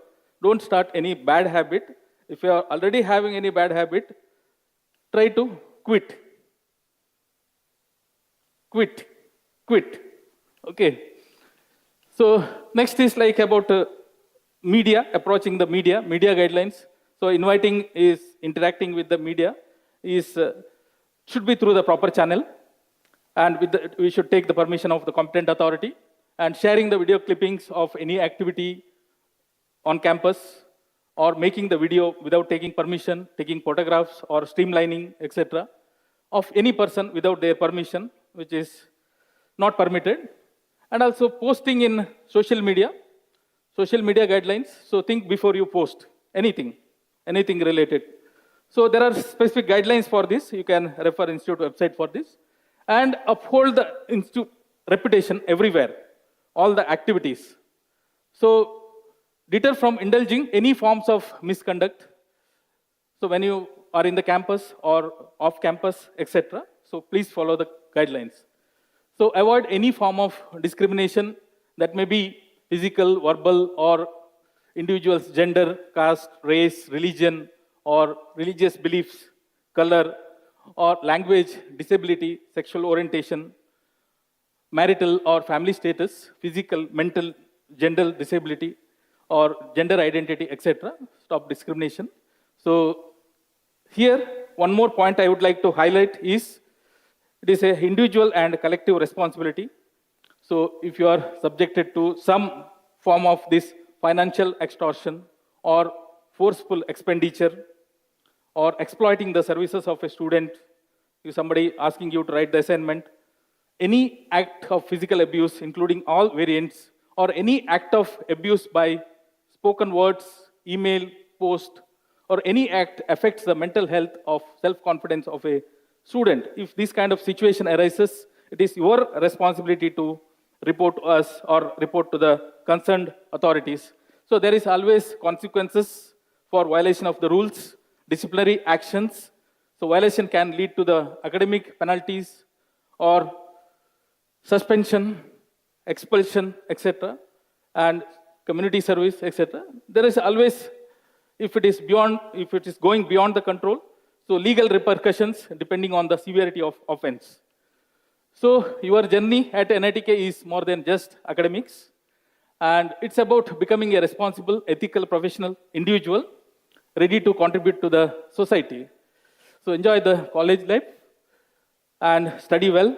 So here, finally, I would like to say, individuals do not become professionals because of some sudden leap that they make into the stratosphere. Individuals become professionals because of their lifetime dedication and commitment to the high standards, ideals, honorable values, continuous self-improvement, etc.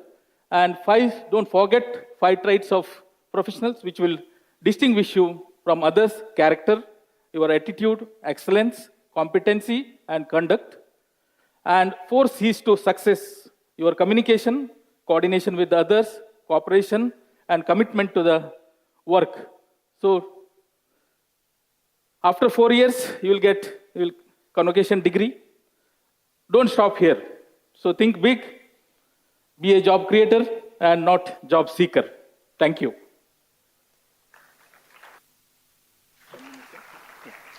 Just a second. Thank you very much, Professor Madhav, for such a, I would say, a lot of life lessons, social intelligence, emotional intelligence, general conducts. From the general conducts, one announcement, please. The juice packets that you have received, the empty ones, kindly put in the dustbin outside when you go after the break. So the break will happen. So we are coming to the last presentation, actually, the last talk. So I invite Professor Suprava and request her to give a token of appreciation to Professor Vasudev Madhav.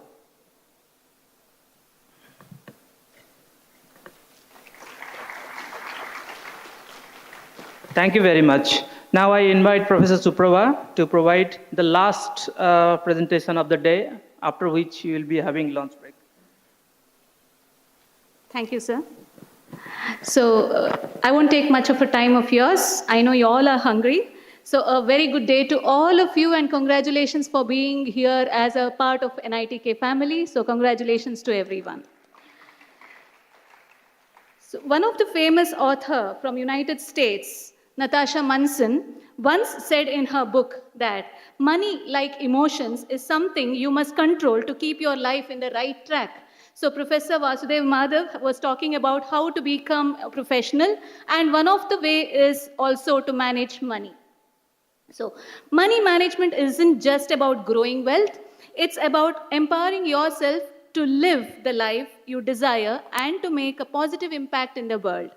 So let me also say that only 16.7% of the students in India are having some knowledge about finance and managing money according to Business Standards 2023. So let me go with an example. Let me give you a small story of Miss Priya. Okay, so it's a good food for thought before you go for food for hunger. So Miss Priya hails from Gujarat, a small village of Gujarat, and she was ambitious like you, very studious, okay, ambitious, and she manages to get a good seat in one of the prestigious institute in Delhi. Okay. Coming from a very poor background, she also knew her parents were very supportive to her, but her parents also cautioned her, saying that, look, we just have so much of money and you should finish your education with that, and we'll be giving you a small portion as, pocket money for you. So be very careful. Even though she knew all this, she goes to a very exciting city of Delhi. She joins the institute, semester goes. Every week, weekend, she was very thrilled with the city, and she starts going to, with her friends, trying to, go to malls, try to buy trendy clothes, try going to new restaurants, because she has a freedom of decision making, because she's come out of her family nest to the institute, and she is in the hostel. So she has financial freedom, that's what she thinks, and that's where she tries, going with buying trendy clothes with her friends, going to restaurants every weekend, trying to explore new places, and also to have parties. So things went on. Gradually, everything was fine, thrilling. All month went, semester ended. By the end of the semester, Priya was worried. She had run out of money because her bank balance was dwindling down without even her notice. So this actually created a stress in her mind, and this financial strain created a stress for her even for studies. And the end of the semester, it was also affecting her academics. So Priya knew that she needed to make a change. What change she wanted? That particular time in the university, there was a small workshop on managing finance. So she thought that if she has to become like the one she joined on the day one of her academic journey in the institute, she thought that let me join this particular workshop. So, determined to regain the control of her finances, Priya attended a workshop, and in that workshop, there was one sentence which professor said that you can develop a budget that promotes financial stability. So she was very much excited with that statement. So financial stability comes from a budget. So she tried to see how is it. So professor went on saying that you need to create a budget, you have to prioritize your expenses, you have to cut down the unnecessary expense, save for emergencies and invest for the future.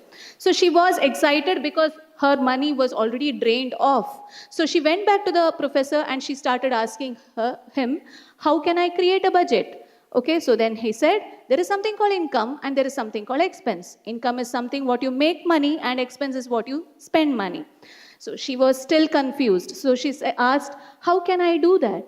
So then professor said that you don't need to worry because you're not a finance student. There is an app which will do for you. So there is something called Mint, YNAB, Good Budget, Pocket Guard or Every Dollar. And there are a lot of apps which will help you in creating a budget. Excited with that, she downloads the app and then she finds that there you should fill so much of income and expense. So she went on listing what could be the income that she will be getting at that point of time. At that point of time, she just got the pocket money from her parents. But then she thought, like how you had orientation, she also had orientation. And then she thought that, okay, there are other sources of getting income. How can she get income? She can get income by giving tuitions and she can go for part-time jobs in the weekend. She can also get money from scholarships and grants what the government schemes are giving. She also gets money from paid internships. At that point of time, there were startups in the institute which was hiring students for internship. So she was, okay, let me also try for learning while earning. Okay, both happens together. So let me go for paid internship. So she went on listing down that these are the incomes available. Then she also had to fill in the expenses. So at that point of time, she had only expense of going to restaurants and buying clothes, transportation, fees, entertainment, subscription of internet and so on. So she went on listing the expenses. That time, professor cautioned her. Professor cautioned her by saying that you have to prioritize your expense. So she was thinking why she should prioritize her expense. So she asked, why should we prioritize your expenses? So if you have not to depend on your friends, if you have not to depend on debt, and to be stable, you have to prioritize your expenses and see that at least 20% of your saving, of your income can be saved every month. So she was actually thinking, she was a student like you who was thinking why and how, because that's required to be a more creative, okay? So every time she was asking, why should we do this? Why should we do that? And that's where the professor said that you need to save for emergencies as, he started reminding the statement of Benjamin Franklin saying that, beware of the little expenses. A small leak will sink a great ship. When you know the impact of little expenses, you will realize that there is nothing little in the world. This is the reason you need to save for emergencies and not spend all your pocket money as and when you get it from your parents. So Priya was very much excited. Okay, let me try thinking about that. So she then asked, how can you go for saving for expenses? So then he said, you save regularly, you go for setting up automatic transfer for savings from your SB account, as well as there are different other saving options like stock markets, mutual fund, unit-linked insurance plan, deposit approach, ETFs, and the list goes on. If you want high return comes with high risk, go with stock exchange, invest in stocks, okay? If you feel that you don't have time to do that, go for systematic investment plan with the mutual funds. If still you think that you should be secured with also having some investments, go with unit-linked insurance plan where there is insurance coverage as well as market, okay? Or if suppose you want a steady return but you don't want to take risk, then you go for post office recurring deposit or fixed deposit what your bank is giving. So if you don't have any information about all this. There are robo-advisors who can give you information, who can help you in identifying your risk appetite and trying to say, where should you invest? So Priya was actually very much thrilled and she was like, okay, let me try doing all this. And this Priya's story actually gives us the importance of budgeting, saving regularly, being mindful of spending, and it shows how to manage personal finance. And last but not the least, Professor also said that you should know to say the power of no. You should know how to say no to unnecessary expenses. Try to cut down unnecessary expenses. If it is not your expense now, try to push it to some other month.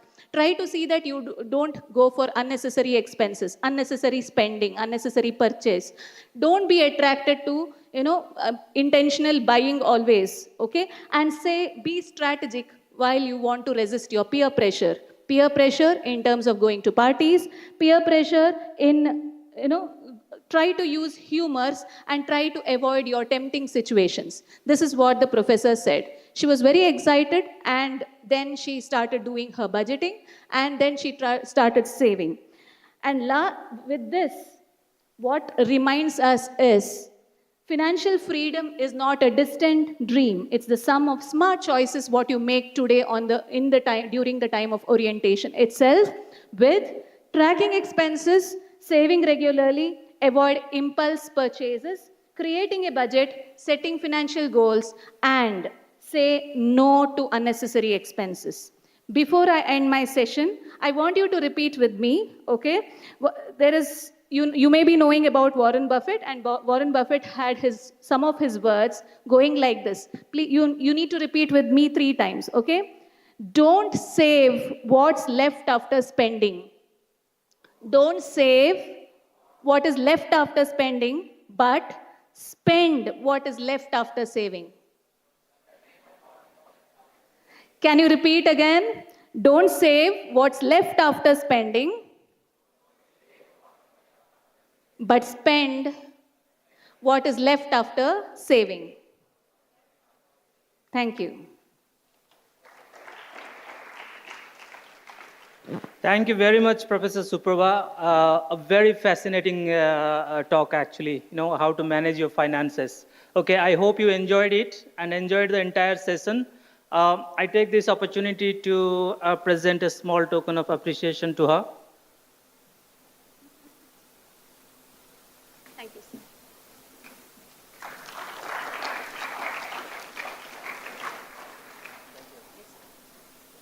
Thank you. So the final comment. We are breaking for lunch. Good news. I'm very sure you are very hungry. Me too. So at 2 o'clock, some announcements. At 2 o'clock, batch 7 and batch 8. You know who batch 7 and batch 8 are? Okay. Batch 7 and batch 8, are there any of you? Can you please raise your hands? Yes. So those who have left, you can also tell them, your friends. So batch 7 and batch 8 will go to Pilikula. Okay. Please assemble in front of the main gate. You know where, in front of the main building. Not main gate, main building. You know where main building is, right? Yeah. After lunch at 2 o'clock, please assemble in front of the, where? Main building. You know where main building is? Batch 7 and batch 8 will go to Pilikula. The remaining batches also assemble in front of the main building, but you will be taken to the respective departments by the faculties of those departments for a tour. Okay? So only batch 7 and batch 8 will go to Pilikula. The rest batches will go to the departments taken by the faculties of the departments. But all of you need to assemble in front of the main building. Okay? Yeah. So with that, I'm closing the session. Please enjoy your lunch. Thank you very much for being here.